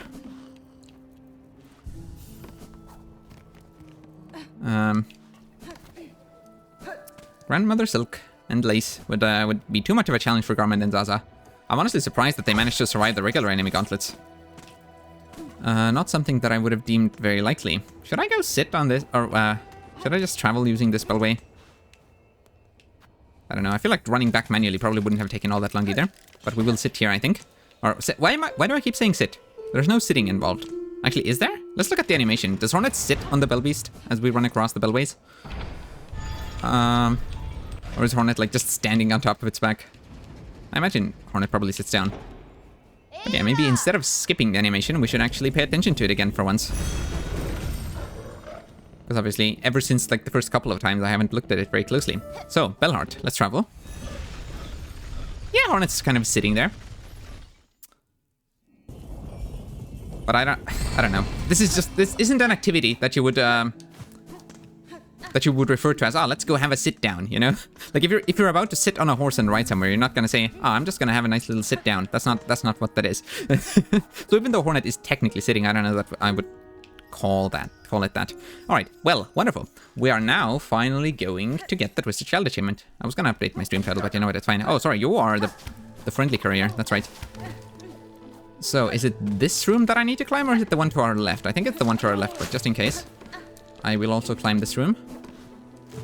And I'm already certain that it's not this one. Cool, whatever. It's not like this climb took very long.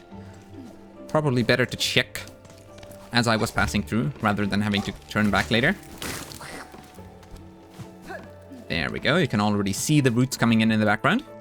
So, we are perhaps about to make a fateful mistake, given that I don't have a lot of health. But, oh well. And I guess this sort of diminishes... The bat cries yearning. The final rite may begin. White shell, red cloak, bug strong and old. The time of birth is near, and now the final rite. 8 now, right. Yeah, okay. We can do it. It said the butt was weak, so I was like, hold on, do we need something else? It said it needs nourishment, but I guess we have it. What I've been saying? Oh yeah, like I guess this challenge is diminished a little bit by the fact that I've already been to Grandmother Silk, and like so like I've defeated Lace too. But well, I don't know. I think this works. Like it just like I didn't even plan on doing that achievement in this run. I just started doing the speedrun thing, and then I found out that that is the achievement. That is the achievement that we're missing. So I was like, okay, I could do this in the save file, and of course, by that point, Lace 2 had already been defeated. I'm very curious what this is going to be like, because I don't even remember what this crest felt like to use. We will have to see how the Grandmother Silk fight goes. I imagine it won't be too bad, because that achievement isn't exactly a rare one for people to have either. Like if you look at the percentage of people that have it on Steam, it's like, you know, it's somewhat low down, but it's not really very... How many times do you need to smack your button to get out of here? Okay, hold on. Let me just actually check the percentages, because I believe it was like 14% that have it. Whoops, that's not the correct menu. Global achievements, blah, blah, blah, blah, blah, blah, blah. Yeah, so this one is at 13.8%, which is below Acquire All Tools, which is 16.0%, but it is above completion, so 100% completion. It is above the Mr. Mushroom quest. It's above True Hunter, which has received the Hunter's Memento. It's above the Speedrun achievement, so like I don't think it's going to be too hard. It's not some like crazy insane challenge run. I've done way harder things. So this will not prove much of a problem, I think. Yeah, so that's honestly a pretty normal swing. We have a pogo that doesn't like direct us downwards, but this will still allow us to pogo off of spikes. So it really seems to me that the only difficulty is just going to be that we can't bind. We also can't use tools, but I wasn't doing that anyway. Oh, we also don't get to have a lot of silk. And we don't get to have a silk skill. Okay, well that's fine. It's essentially just a needle only run then. Hold on, don't climb up there. We exit through here, I believe, and this will take us into Shellwood. I guess I must still have some rosaries, right? So we can probably unlock like a Bellway station. Actually, no, we don't need to unlock the Bellway station in the Marrow. Because the Marrow is what's below us here. We don't actually need... what am I saying?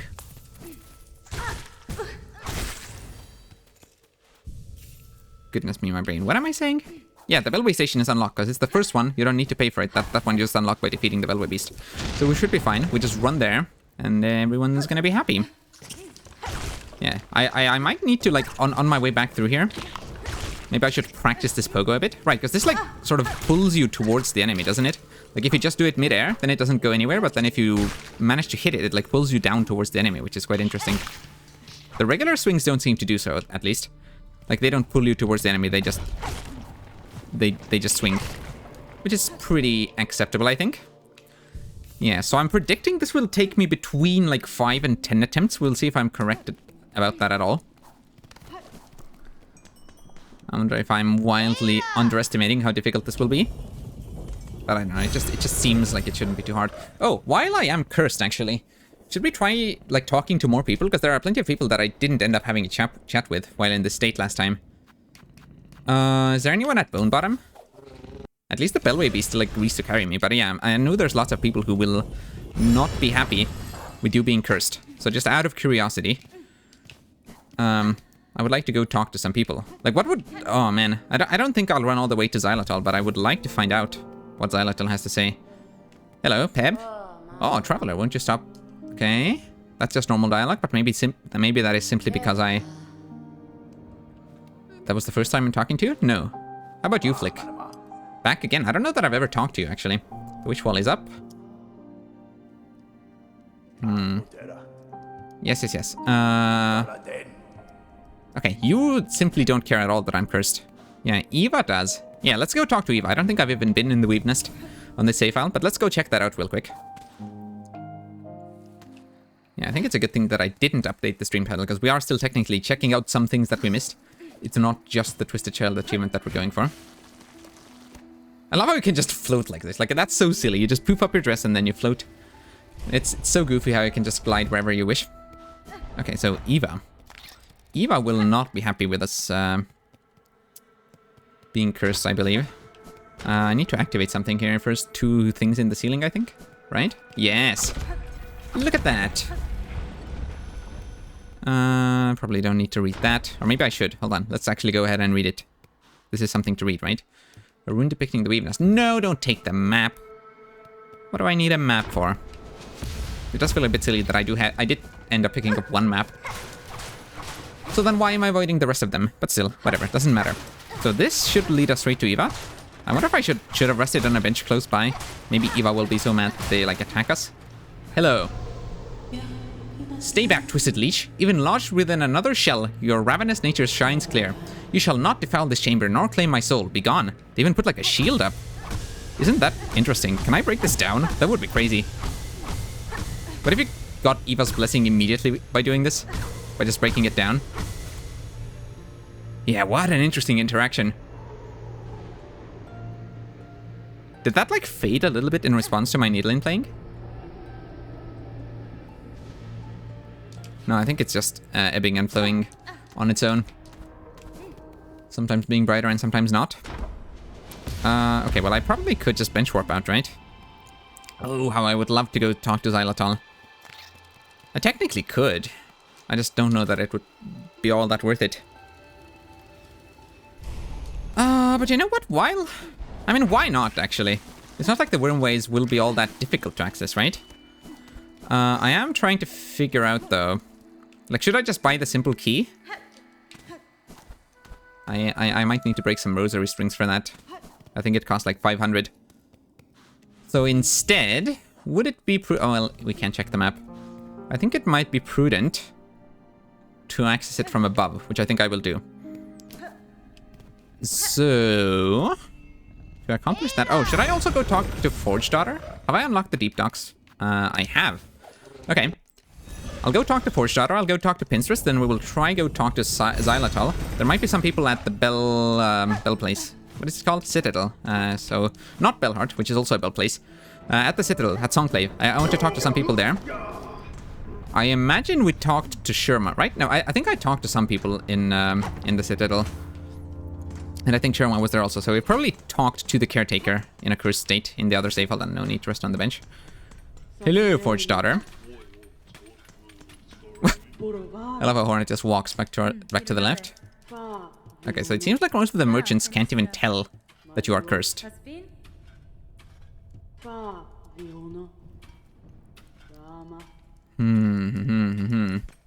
spam bot. You are about to get banned. Wonderful. Yeah, the one time that I pointed out in someone's chat that, isn't it interesting how there's always one spam bot per stream? They got like 3. But I swear, it's always one. Except for when they need to send multiple in just to prove me wrong, I guess. Yeah, Hornet asks some NPCs about the curse, but I guess not these ones. Or Hornet's just trying to get through the initial dialogue.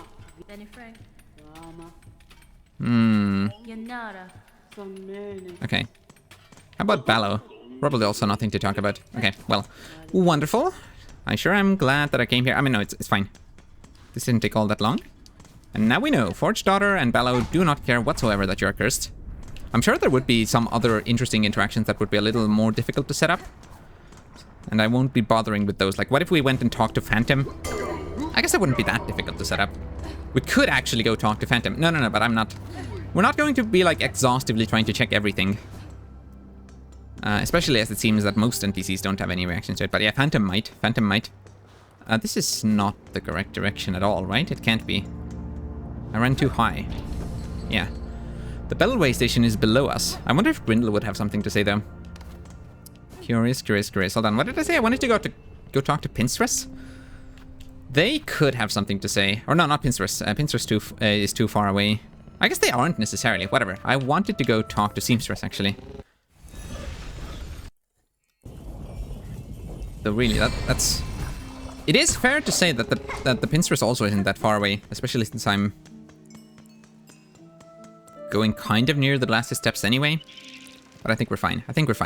We don't need to go check every bit of dialogue out on our own. Wait, does Chakra say anything? Ooh, where might Chakra be? We could probably find Chakra at Bellheart. I think they even have like a bell that you can ring to summon them. That's not something that I ever did in my own playthrough, because well, most of the time, we just encounter Chakra in the areas that Chakra is in. Okay, no, the Beastfly isn't here, I guess because we haven't done the first Beastfly. I do wonder how all of that works if you trigger Act 3. Like, can you even trigger Act 3 without doing the first Beastfly quest? Perhaps not. I do feel like it's related to how many quests you've done. And if you've done, like, things that you can't do in Act 3. Ooh, Stray One. Do tell, how goes the journey? I have ventured high. Yes. We've seen this dialogue. However, what about the fact that I'm cursed? No, nothing. Well, that's fair. I do think that the Pinstress also won't have anything to say then. Which is fine. It's fine by me. I will not bother going to talk to the Pinstress, as I believe I already decided. But, well, if I hadn't, it is decided now. Will not talk to Pinstress. We will go talk to Xylitol. That is not at all unlikely to yield some sort of interesting result, I think. Hold on. Is this... No, we still need to go higher. We need to go past the Chakra Ring. There we go. Clearly indicated also that this is the Bellway. How convenient. We don't need the tall bench. Now, I think I'll travel to the Shellwood, and then if I go left and down, that should pass me into the Wormways, right? I'm pretty sure of that. I could have sworn the Wormway is also somehow connected to, like, the coral-looking parts. But perhaps not. Hold on, the bench is to your left, isn't it? I think it is. Yes. Wonderful. Yeah, I could have sworn that the Wormways, like, somehow climbed up towards the coral parts. And, like, what does that mean? They go past the blasted steps a bit? I'm not sure. In any case, I think if I drop down here and head to the left... hopefully I'm not wrong about this. Because this might just be directly above Bone Bottom right now. Oh, and I think it is. Which is unfortunate, because this... Like, is this the mole section? No! Okay, good. I am high enough. So this is the Wormways, and it is not where the worm is. Okay, I mean, so far being cursed really doesn't affect the playthrough all that much. Like, the moveset isn't horribly nerfed, which is, like, the biggest deal. Yeah, we can't heal, but, like... is that really the biggest issue? We just, it just forces us to be a little bit more careful about how we run through things. And honestly... Wait. Aren't I above... no. No, I'm not above where Xylitol is, I think. I'm slightly confused about where I am, but no. I think overall I still need to head leftwards. At some point I'll find a familiar direction and then we'll be all good. Wait, what is this? Okay, I know where we are. We are above the gate that's blocked off. So that means we're above like a oh my goodness. No, aren't we? I think we are. Yeah. So down here we get a mask shard, and here's the simple key door. However, I believe we can skip the simple key, right? I think we can. I will pick up this mask just because we're here. But of course, since it's our second mask shard, it won't actually do all that much for us. I think, well, since it is so easy to just grab this, I might as well. In case I do decide that I want some later on.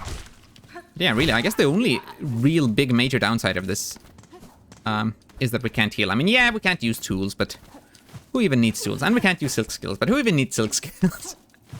How do we head to the left? I remember there was something to, like, activate all the way up here. But I don't remember what sort of thing that might have been. Yeah, like, overall, this is a fairly usable pogo, fairly usable swings. And we do still get to use claw line, so I don't think this is going to be too much of a problem. Wow, look at where you placed your corpse. If I ever died a horrible death on some spikes, that's how I would like to die. However, it seems to me that we are not bypassing the simple key requirement. I could check back in that other room to see if I can, like, somehow head to the left past this room, but I don't think so. I somehow don't recall there being, like, an alternate connecting direction through here. Whoa. Uh-oh. Things that deal double damage are going to be a bit of a problem when we can't heal. But also, like, not being able to heal. Like, surely that's just something I need to get used to anyway. Because I'm sure that we will be doing randomizers. And if they end up being anything like the Hollow Knight randomizer, a typical setting that I use will probably be that the ability to heal will also be randomized away. So that's fine. Now, let's just run past the worm creature. I'm sure I'm fast enough. Yeah, we have the ability to run, so this isn't a dangerous room whatsoever. Now we will unlock the elevator to bone... Oh, goodness me. We will unlock the elevator to bone bottom. And we'll break some rosary strings. We'll buy the simple key. I'm sure I could find a simple key somewhere if I remembered where they were. But at the moment, I do not. So we will simply use our money for that. Fortunately, we're not in Act 3, so this elevator is actually a functional elevator. How incredible. Right. Now, you die in our playthrough, Quiet Pilgrim. No, are you the one? No, you're not the afraid, like, small pilgrim. Curious. Okay, I'm not sure.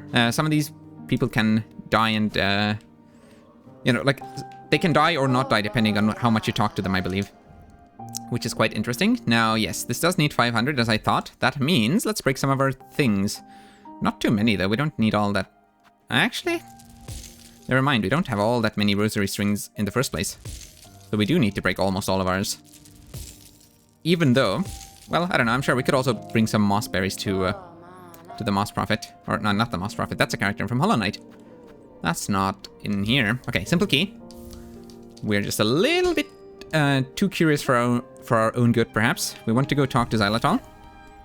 And we want to see what they make of this whole curse situation. But yeah, I don't know why I imagined that being cursed would, like, make even just traversing the world very difficult. But it's really not doing that. Like, yeah, we can't heal, but that's basically the only hindrance. So overall, this is fine. Like, yeah, also, I guess we don't have a lot of silk, so that could complicate using the claw line, but we can still use the claw line 3 times in a row. We can essentially just use it for the amount of silk cards that we have. I guess if it didn't... Wait, no. We don't have 3, though. What? I don't have 3 silk cards, do I? No, I have 2. I'm not sure where I got the second one even. No, I think it's after Lace 2 that you get it. That's right. That's why I thought that I didn't have 2. Because it's a very recent addition to my set of abilities. In this speedrun file. Use simple key. Yes, we will do that.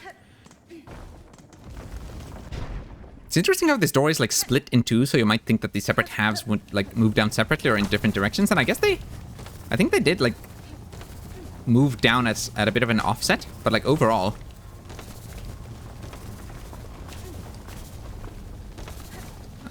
overall, it was still one door that moved the same way. Like, you might have thought that one would go up and the other would go down or something. So, we simply want to make our way over... Nope, not through here. We've already run through this path today, actually. But we also went to check on Xylitol. On our real main file. Isn't that interesting? Oh, Hornet, please climb up this wall real quick. No, that's not how you do that. Oof, okay.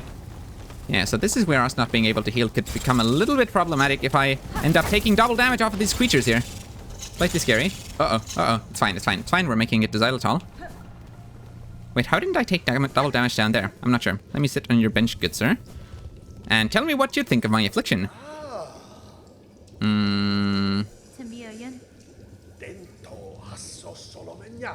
Okay. Oh, I should have read what Hornet just said there. I was curious. Because there was a bit of a discussion that ended up happening in a stream chat that I was watching. Whether or not Hornet... Like, what exactly Hornet said here. Whether Hornet said that, like, this is not Lifeblood. Because, like, Hornet obviously mentions the similarity to Lifeblood. But did she say that, like, oh, this isn't Lifeblood, but it's very similar? Or did she say what I thought she said, which was, like, if this isn't Lifeblood, the similarity is remarkable. So, hold on. Let me just check my VOD real quick. I will speed back up to where I talk to Xylot. Whoa, hold on. Okay. So now I go frame by frame. So we can see what the dialogue was. Hopefully I didn't skip too fast, so that it wasn't ever visible fully. Critical studies underway in these twisting tunnels. We haven't met Zango.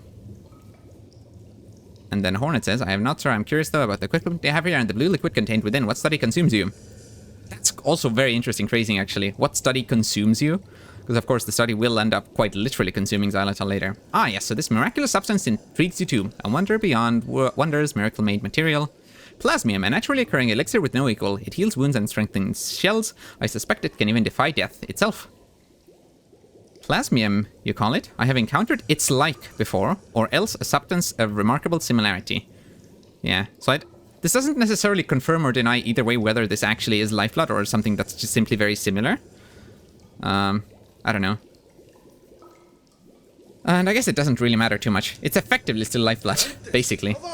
Because we even found some sections in this kingdom.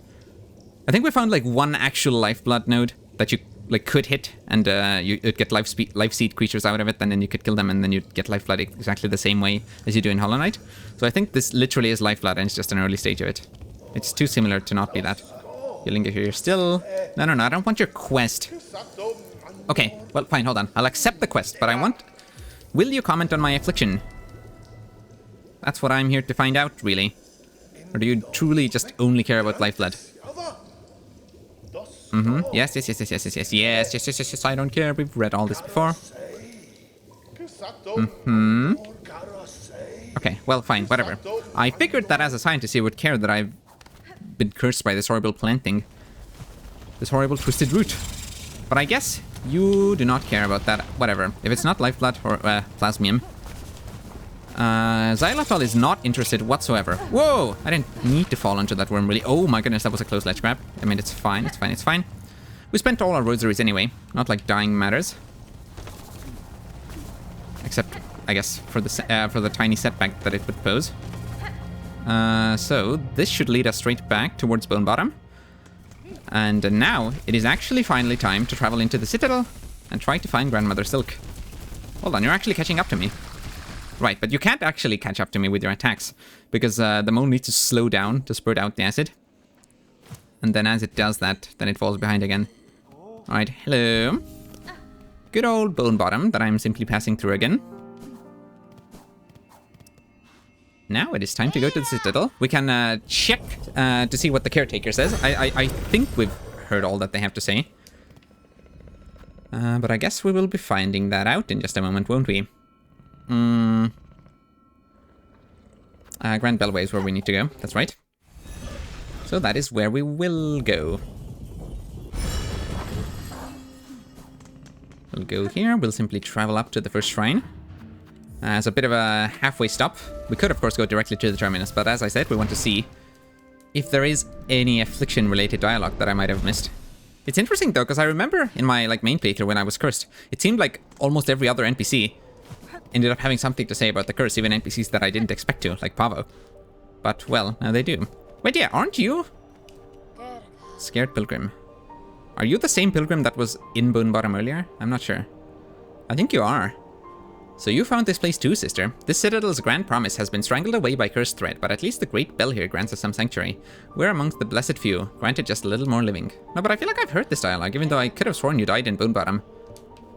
I'm not sure. Whatever. Uh-huh, yeah, you're just talking about the fact that there are people here. Surely you'll comment on my affliction, though. Yes. This is also dialogue that we've seen. This isn't related to me being cursed. And this is your default dialogue. Okay, so you simply don't care either. That's fine. Whatever. Back to the Venture we go. And we can finally actually undertake the like main challenge of the stream. Terminus, let's head that way. And I'm very curious to see how challenging this will actually prove. Now we have already got a very convenient path up to Grandmother Silk. Because of course I fought them for the speedrun achievement, so we can simply wall jump all the way up this hallway and jump straight into the fight. Because the shortcut is open.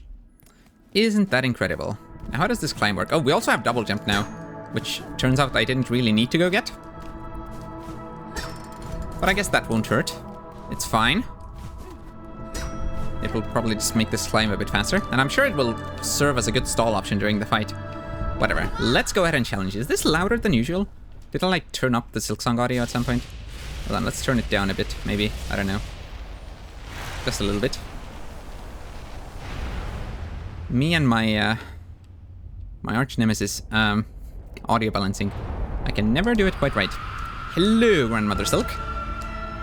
Yeah, so we can't heal, but other than that... Oh, my upswing is also a bit weird. I do have one needle upgrade though. So that's at least something. We don't have 0 damage. Assuming, of course, that the curse doesn't completely negate the upgrade. I don't know how this affects, because like technically I'm not even swinging my needle anymore, of course. But I guess the other quests do that too, and I imagine the needle upgrades would have to apply to those. Because like one of the quests is like you do a claw thing. Alright, I can't use my silk skill. I was trying to. But this is going to be a fully needle-based combat, basically. Or I guess our weird root thing. I can't believe I didn't get hit by that claw swing. That seems to have a very forgiving hitbox. You just need to be like not in the precise spot where it hits you. What is that attack? I don't even remember that. And I fought you just yesterday. Or was it yesterday? Might have been before yesterday. Now we haven't, of course, reached phase 2 yet. That's where perhaps the real challenge will be. Okay, well, double jump certainly helps here. Yeah, whenever you fall down, I keep thinking like, I should use my silk skill here, but we can't do that. We don't have any. Whoops. I swung the wrong way here. Whoa. Yeah, I kind of wish I hadn't picked up double jump. I didn't realize I didn't need that to get to Garment. Oh well, that's fine. Oh, this is bad. That's a 3 damage hit, isn't it? Yeah, it sure is. Okay, that's bad. This is probably a failed attempt just because of that. Oh! Yep, there we go. We're dead. Oh, look at that death animation. I don't know if I've ever died while in a cursed state before. Okay, hold on. I'm now taking notes. Wait, what is happening in here? I'm hearing like a funny sound effect. Oh, that's just the steam. Alright, Twisted Child, Grandmother Silk attempts, deaths. Currently we're at 1. Hopefully I do actually manage to keep track of this. Presumably the deaths won't be quite as frequent, because like, yeah, on my first playthrough, at first I started, I tried to keep track of deaths, but then I realized, that I can't remember to do so. If it's like something that I'm throwing myself at repeatedly, and I'm trying pretty fast, then I just will not remember to do so. But with here, I don't expect that we will have all that many attempts. As I said, I predict that it'll take between 5 and 10. Whoa, look at that cocoon! That's crazy. The fight doesn't even start automatically, which is convenient, I suppose. I do wonder... Yeah, I'm very curious about this death cutscene. Or what? Not the death cutscene. The end cutscene. Like how... Like, will it change at all? I imagine it must. Like, will... instead of Silk taking over the kingdom, will we now... Will Hornet become like a Weaver Queen mixed with Silk and Root? Like, I imagine... What am I doing? I imagine Farland will get taken over by the Roots instead. Don't tell me that we had a decent first attempt and now we're going to mess everything up horribly. That might be happening. That might be just what's about to happen to us. Oh well, whatever. The second attempt can be bad, that's allowed. We must simply get a good third attempt then. Whoops, it's fine.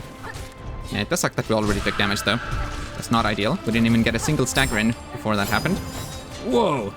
Both of your pins came down just then. That's quite crazy. Okay, yeah, it's just simply that silk attack that we need to get. We need to avoid.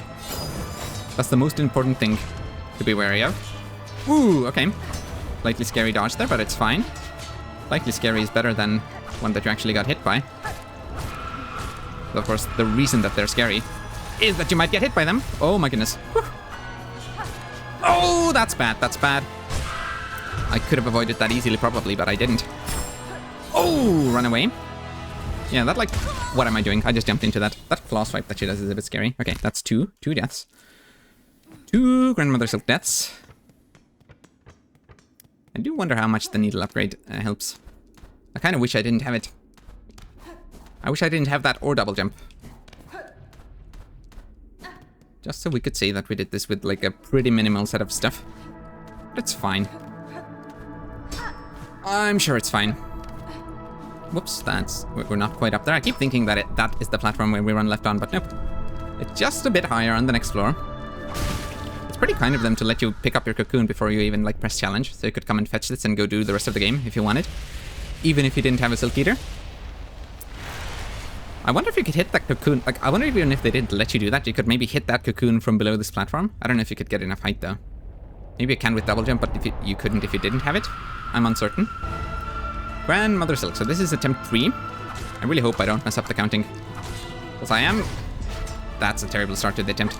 Because I am interested to know how this goes. Oh my goodness. That was a bit scary. Whew. Yeah, I kind of wish I didn't have double jump. Because the double jump doesn't allow me to, like, stall in the same vertical spot. If that makes sense. Like, I need to gain at least a little bit of height in order to double jump. Whereas if I didn't have it, I could just Drifter's Cloak. And that wouldn't gain me height. So I need to be, like, a little bit more careful with double jump, I feel. But overall, I think it's fine. Ooh, stay here. I don't even remember. That might have been how I died on that first attempt. I might have just, like, jumped into the silk. That's terrible. Terrible dash direction. I kind of figured that was about to happen there, but I didn't immediately see a way to avoid it. And, oh my goodness. And because I didn't. Yeah, but see, like, that dodge that I did with the double jump just then, that is the reason why I feel like only having Drifter's Cloak might be a bit more beneficial there. Because I needed to, like, wait until oh, dang it. Until I dropped down just far enough that I wouldn't jump into the attack above me. Which meant that the timing had to be way more precise than with just Drifter's Cloak. Oh, whoa, hold on. I think I forgot to turn on my mouse cursor being visible. I turned it off at some point yesterday. Oh, wait, no, but this is game capture anyway. Does that matter? Okay, game capture has capture cursor on. That's fine. Hold on, I do just, hold on. I want to fix that setting real quick, even though it doesn't relate to the stream whatsoever. Okay, whatever, let's get back to this. So that was death number 3. I believe, anyway. I still don't think we've had an attempt that was as good as our first attempt. Which is funny, but that's how it tends to go. And the first attempt didn't even get into phase 2. Which is slightly concerning. Perhaps my prediction of doing this between 5 and 10 deaths was a bit too optimistic, but we will see. We haven't actually reached 10 deaths, nor past 5. And those last 2 attempts were, well, pretty reckless. I feel like I took some pretty silly hits of damage there. So we will see. We will see how this works out for us. Grandmother Silk. Hello. I've come to challenge you again.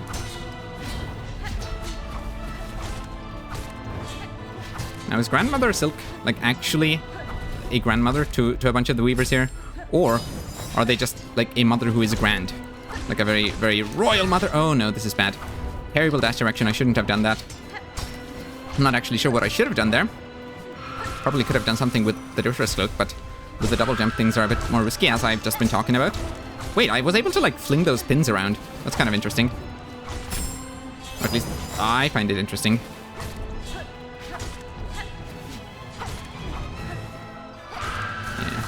Well, essentially the main difficulty of this is not being able to heal. I don't imagine overall that this crest is all that much harder to use than anything else. Oh my goodness, that was a slightly scary weave through those attacks. It's fine, it's fine. There we go. I think that's our second stagger on this attempt. Ooh, whew. Okay. Would be awesome to get into phase 2 at some point. Oh, I can hit you during that. That's right. I was a bit too focused on avoiding the attacks. Although I guess overall that's not a bad thing to do. It's better that we like waste some time avoiding an attack and not dealing damage than us getting hit. Or at least most of the time. It's better. At the very least, when we can't heal, which we can't. Oh, that was scary. Hello, get over here. That is the scariest attack, of course, because it deals 3 damage. Oh, I don't know how I didn't get hit there. That was a very fortunate hitbox for me. Okay, we have reached phase 2. Technically, we still have over half of our health left, but of course, getting hit by a single one of those big silk attacks that deals 3 damage would be fatal for us. And of course, that was just phase 1. What? I can't deal damage to you during that? You're in the background. Ugh. Okay, so in this phase, they're also going to start throwing spiky floors at us. Oh, right, and rocks. Rocks from the ceiling. I couldn't see the pins. I just dodged those by luck. Okay. Okay, so how am I meant to tell where the pins are coming from during that rock phase? I kind of don't remember having that issue before. But also, well, of course, before I could heal, so maybe that's all. Maybe that's the whole reason I didn't have the problem before. Oh my goodness. Ooh, it's fine. Just hover there. Okay, so it seems like you do horizontal, vertical, horizontal. Like that's sort of a pattern that you stick to. So after... Oh, okay. Whichever one you do 3. So if I've avoided one of them, I need to... Well, no, but that was just 2. I don't know what to make of that. Okay, you're on the ground. This is a good opportunity to get some hits in. Oh, sit down here. That shouldn't hit me. Wonderful. That worked out pretty okay. Oh, I don't want to sit in here. That was a bit scary, I have to say. What? Wait, what even hit me? Also, what? That was a 3 damage hit, wasn't it? I think so. Whatever just hit me, that was 3 damage, because I swear I had 3 hits left. Okay, curious. I have added another... I've incremented the death counter, is what I'm trying to say. We're at 4 now. It might be better if it were on screen, but to be honest, at this point, I fear that if I change the way I'm noting down the deaths, I will forget. Does that... Hold on a minute. Didn't the frame rate seem a bit low there? Oh, I think that's because the game window wasn't active. Because it still lets me play when the game window isn't active.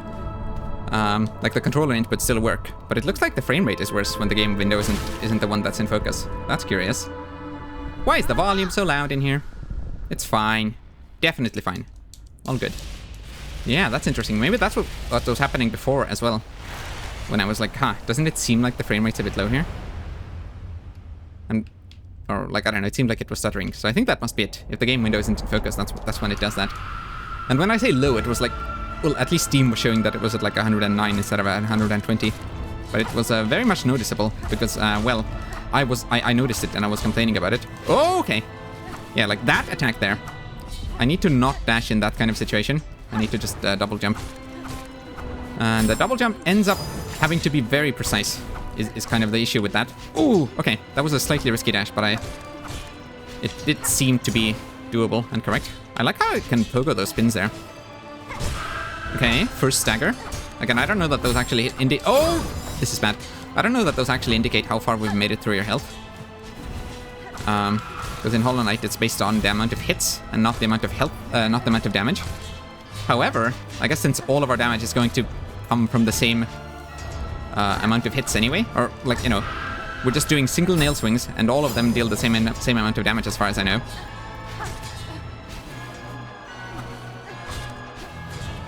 Then I guess it is an indicator of how far we are through the fight, in this case.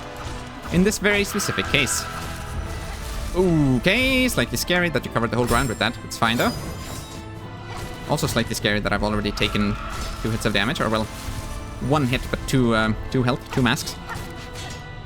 Ooh! I had to double jump and then immediately dash there. I guess that's another way to try to make sure I stay at the same vertical height. Okay, that's fine. Phase 2 again. Ah, right, hold on. The center part is exactly the location where we're not meant to be during this section. Understood. I mean, fortunately, they clearly indicate what's about to happen. Or, well, that something's about to happen in that part of the screen, at the very least.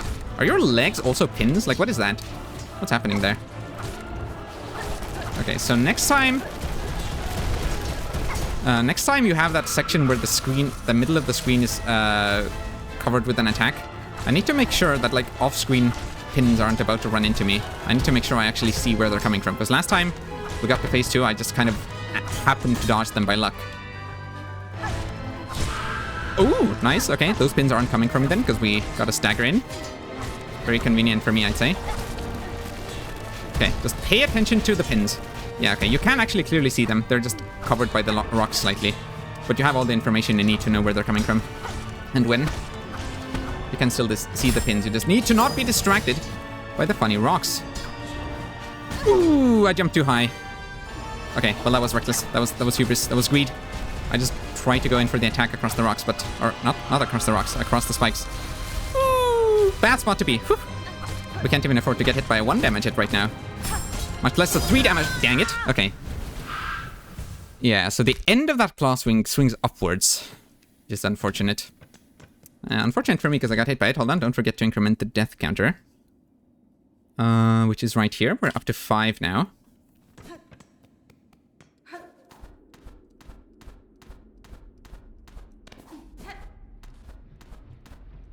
Okay, 5. Well, that was the minimum amount I said anyway. And currently it seems... I might just be jinxing it now, of course, but... It certainly seems very practical, or likely, that we might be able to do this in less than 10 attempts. We've gotten a decent distance into phase 2 in just 5.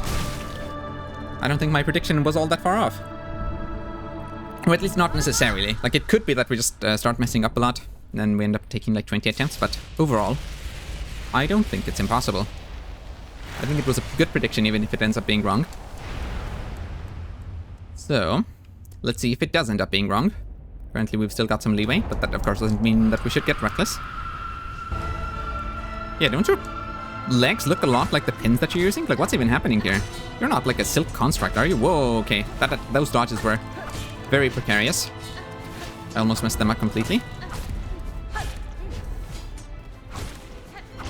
Yeah, no, I swear, those legs look a lot like the pins. I don't know what's happening there. Are your legs... Like, are the pins modeled after your legs? Or are your legs actually pins? Did you lose your actual legs? I don't know what's happening here. I guess the legs... No, they look a little more organic than the pins, at the very least.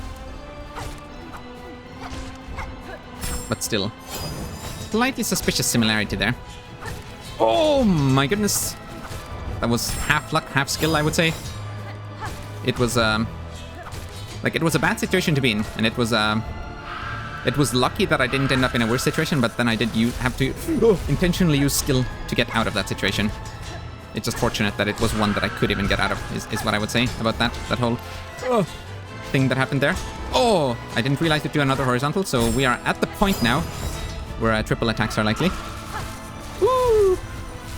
That was a bit of a scary location to hover in. Okay, that's your third pin attack. Oh no! Oh man. I like hit upwards and then that... Oh, this is a mad spot to be. We're dead. Yeah, we're just dead from that. Okay. And we didn't even get into phase 3 this time, or phase 2. Slightly scary, slightly unfortunate. But yeah, that first hit that I took there. I like swung up to hit at Grandmother Silk, and then that also bounced me off of either Grandmother Silk or off of one of the pins. So I was too far down to dodge the horizontal attack. That was my bad. Oh, good thing those spikes don't really want to deal damage to you if you only touch them on the side. Or I guess, rather, that wall hitbox extended a lot higher than I thought it would. Alright, than I thought it did. Which I will absolutely take, of course. Alright, into the fight we go. I'm trying to think, like, I can't use the silk skill, right? So why do we even have, like, I guess we only have the silk for claw shot. Or, not claw shot, claw line. Which I guess we could use in this fight, but overall I don't think it's meant for combat purposes. Like, the reason they give you silk with this crest at all is simply so that you could use the claw line. And not so you could deal any sort of damage or bind. Because you essentially just can't. That's not a thing you can do. Of course the claw line also does like a tiny bit of damage, I suppose, but you know what I mean. It's not going to be your main tool of combat. It's not even a tool at all. It's not in the tool menu. Uh-oh. Stay away from those. I did mark down my sixth death, right? I think I did. Yeah, I did. Oh my goodness. Slightly risky glancing at it without even pausing. Okay, they didn't do 2 silk attacks there, at least. That's fortunate. Interesting. I don't think we ever got a silk skill that lets us do the same kind of attack that Grandmother Silk does. That's kind of interesting. You might think they'd like to give you that ability. Ooh, that was a bit scary. But I guess in the Hollow Knight they also don't give you a spell that lets you do the same thing that the Pure Vessel does. They did give you a similar thing in Silksong though. And, of course, the Pale Court mod for Hollow Knight gives you a similar ability. Or I guess essentially the same. Whew. Okay, dodge that. Everything's fine. We must be... Oh, my goodness. Good thing those don't immediately deal damage as they spawn. That's also, like, a very forgiving aspect of the fight, I'd say. Team Cherry is being very nice by not making them deal damage as they spawn. They easily could have made them do damage there. Wonderful. Okay, phase 2. Don't sit in the middle. We were just about to get like a full screen covered by Silk Attack too, so...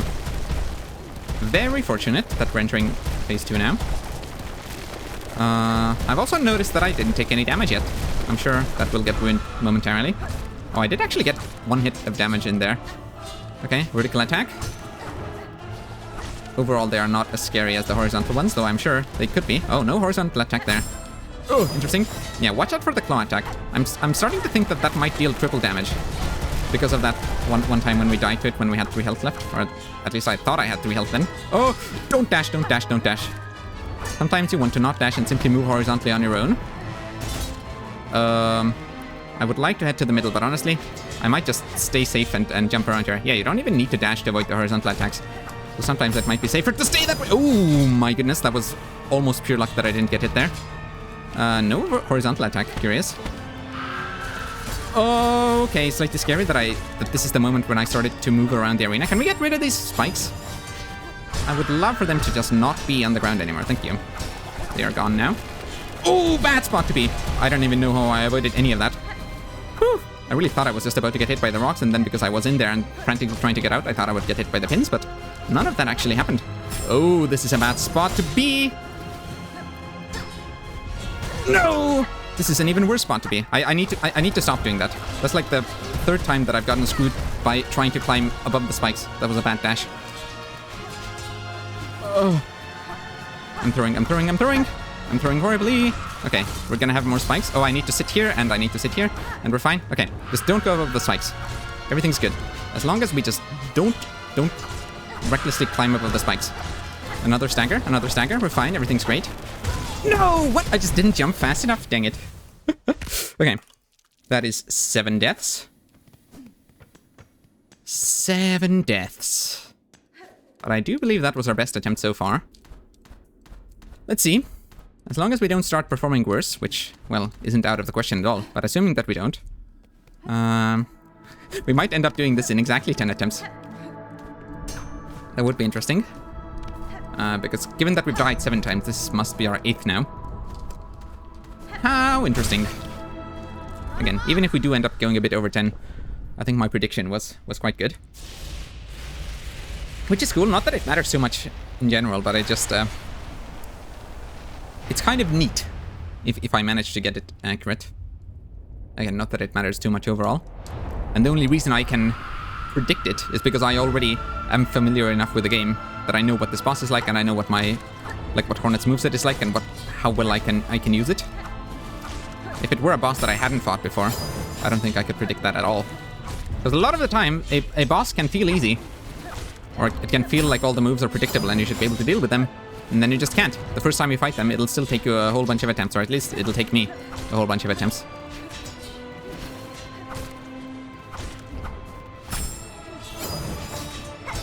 But after a certain point, you kind of do get a sense for how good you are at dealing with the boss's shenanigans. And I believe I at least have a little bit of that sense already. Oh, okay, watch out. That last upswing there was a bit risky for me, because it might have put me in a bad position to dodge those next pins. Just try to stay close to Grandmother Silk and deal as much damage as possible. The faster we get a whole bunch of damage in, the faster we'll be through the fight, and then we won't have to avoid the attacks anymore. Okay, Silk attack. Ooh! Whew. Slightly scary hover there. That could have gone worse, but yeah, I think that whole attack is a pretty scary thing to avoid. Oh, no. Okay, yeah. Again, I did a risky last upswing there. I need to stop doing that. I did say we... Oh, my goodness. I did say we want to get as many hits in as possible, but... that risks us getting hit by the horizontal pin attack. Yeah, so I need to kind of maybe pull back on that a bit. Oh, no horizontal pin attack there, though. Oh, I can sit here and I can sit here. You need to be able to distinguish...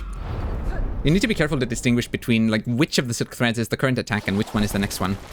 Because sometimes it can be kind of hard to distinguish. You get them mixed up and then you might end up dodging the wrong one, or you might just be unsure where to go. It might feel like you can't go anywhere. When you actually can, you can dodge the first one. Yeah, it looks like I can get one hit in before that scream. Okay, we're fine. Dodge that. Dodge that. Yeah, this really basically just is a no tools and no healing challenge run. You could do this with other quests too, just by self-imposing. The fact that you can't heal, that's a silly move. Uh-oh. I don't like being on 1 HP already, but it's fine, it's fine. Well, it might be fine. It theoretically could be okay. No horizontal attack. Okay, run across here. Just jump, jump, jump, jump, jump. As long as you're calm, if you don't freak out... Oh! Are those silk? No, they didn't still show up. Oh, good thing I had a double jump left there. Yeah, I am kind of curious how this would go without the double jump, because I feel like it's helping me a lot in some locations here. Just as an extra stall option. I might need to do another version of this where I don't take double jump. Oh my goodness, I ran almost straight into those boulders. Which I did on one of these other attempts as well, but then I had, well, a bit more health to throw around. Oh, okay, good thing I ran out of the way there. No! That's mad. I also shouldn't neglect clawline. I said earlier that I don't know that it's going to be very useful, but honestly, for dodging those horizontal attacks, it could be. Hold on, don't forget to increment the death counter. We're at 8 now. My prediction is in trouble, perhaps, potentially. Yeah, we could use clawline to get past the horizontal attack if we have no other options, but it shouldn't be our first choice simply because that, well, commits us to doing like a long distance horizontal dash. Which could be very problematic if there's a... well, other attacks going on in the arena, or about to be happening. So that's a bit scary, but that's fine. So we are at 8 deaths now. This is attempt 9. I need to beat it on this or the next attempt to... well, I mean, it doesn't really matter. But just if I want to have been correct with my prediction, then I'll need to do so. We will see if I manage.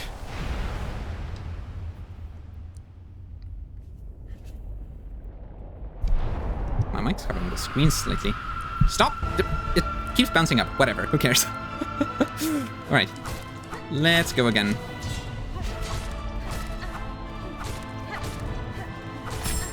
Oh! Sometimes I feel like I leave dodging these attacks just a little bit too late. And I feel very lucky when I then don't get hit. Woo! It's fine. Something that is kind of distracting me is just the fact that the top left of my screen isn't lighting up after a whole bunch of enemy hits. Because like what I'm used to is that you hit the enemy a bunch of time and then once you can bind, it lights up there. But it doesn't do that. So I keep like sort of almost subconsciously expecting it to do so at the corner of my eye, and then it doesn't happen, and then I'm sometimes wondering like, hey, is something wrong? And then, oh right. That's because we're cursed currently. We're doing the Twisted Child challenge. Okay, we're fine. That's only 2 pin attacks in this phase. Oh, and only 1 silk attack. That's right. Oh my goodness. Some of these hitboxes are really very forgiving. You did 2 at once? You've done that like once today. Once before. And both times were very scary. Please don't do that again. If you do both the horizontal and vertical attack at the same... like, are you meant to be... oh my goodness, that was close. Are you meant to be doing those at the same time? Because that's very scary. Oh, I just threaded the needle there. I was so... oh, well, okay. I couldn't be happy with having done something right. I had to immediately mess it up. That was crazy, though. The fact that I dodged that. I got hit immediately after, of course, but... you know what? That's just gonna happen sometimes. I did just use the claw line there. First time we've done that in this fight! Oh my god. Okay. Slightly scary dodges everywhere. Okay, dodge that. A horizontal attack incoming? No. Phase 2 incoming instead. Slightly scary that we've gotten hit already, but it's fine. We might manage. I'm not saying we will, but we could. It is conceivable that we might. Okay, watch out, watch out, watch out. Something that I need to be wary of is just accidentally dashing into those rocks as I've done Unless I've done once and almost done twice. Oh, okay. Just sit here. Yeah, just don't get too close to the rocks. It might be better if I just don't dash to dodge the pins when the rock attack is going on. But of course, that's slightly dependent on the situation and whether the attack is dodgeable without dashing at the moment. Oh, okay. Don't get hit by the triple. You will die. Okay, jump over that. Yeah, sometimes... Yeah, whenever that rock attack is going on, we might want to try not dashing. But that, of course, assumes that I can... well, that just requires that I jump with a little bit more precise timing and positioning. Woo! Okay, that right there might have required a dash. Or, well, it didn't require one because I didn't, and I managed it. But it probably would have felt a bit safer if I had dashed there. Ooh, okay, just hover. That was a pretty easy pattern for me to avoid. Don't take that as an invitation to throw a harder one at me next time. Oh my goodness, almost got hit by those claws. As I've said already, I'm somewhat suspicious of that attack. As in, I think that it might deal triple damage. I almost got hit by those claws. Or, not claws, pins. Slight difference. Very different attack. Wow! Okay, no, don't do that. Don't do that. Don't do a double horizontal attack. That is way harder than a double vertical one. Oh, but this is a bad spot to be. Okay, well, maybe not that bad. Just get across the spikes to where we have a little more room to maneuver. Oh, okay. They've removed some of the spikes. This is fine. Don't go swinging while all this stuff is going on. If the swing just my trajectory in a bad direction, then we're in trouble. Okay, you're about to do a silk attack? Oh, well, you were trying to anyway. Woo! Or I think you were. Whatever. You were trying to do some kind of attack. It might have just been to summon those spikes. It sounded like you were about to be a little more scary. I can't believe I avoided that. I remember just in time that your claw attack does like an upswing at the end, so I tried to get out of there. I wasn't sure that it would actually work. Can we stop with the rocks in the middle of the screen? Whew. Yeah, fortunately, the silk is never on screen for too long. Oh my goodness. That was almost pure luck that I avoided that just then. Okay. That was perhaps a bit too risky on my part. Nope. Okay, fine. We will stay here. Okay, I just did the same kind of avoidance trick there. I don't even know what's happening. That pogo, that's cool. That's the first time we've used a pogo during this fight. Or like pogo into an enemy, at least. The one where the roots like suck you into the boss. It's fine. Use the claw line a bit. I'm kind of afraid of being too high in this fight because I'm not sure how that works. We've kind of been staying on the ground most of the time right now. And this is a scary moment to start changing your tactics. Okay. There we go. Whoa, look at that. Yes, the root parasite is like burst out and grabbed Grandmother Silk. I think we'll get a very different cutscene now. Oh, I'm so interested. What will this look like? Whoa! Just like a full hornet-shaped root there. I mean, again, not like the regular bad ending was all that good either. Look at that! Everything is covered in roots. What on earth? And the silence. Whoa. Something's cracking. I want to see the rest of the world. Because currently we're just teaming like one... Okay, so I think that's the parasite breaking out, and Hornet is fully gone. Twisted Child. Defeat Grandmother Silk while cursed. Yeah, so this isn't even... Like, previously Hornet got taken over by the Haunting and became the new ruler, and that wasn't very good. This time, I think Hornet is fully dead. Like, not even just corrupted. I think it is just the parasite that's doing anything now. Very interesting. I wish we'd seen, like, the rest of the world, because currently we just saw the shot inside the room. Whereas in the other ending, we got... In the other bad ending, we got, like, a view of the Silks shooting out of the Citadel and, like, you know, some of what was happening outside anyway. But that's not what happened here. Maybe we'll still get something at the very end, though, like after the credits. The credits are pretty short. So, it shouldn't take very long to get there. Right, but isn't the pattern here... I swear the credits were, like, in a different format when you get the true ending. I think so. I didn't notice the difference before, but I swear they, like, showed up in a slightly different way. I swear they were, like, scrolling upwards. Not just swapping through different screens. I could be wrong, though. I swear there's some difference here. Something is different.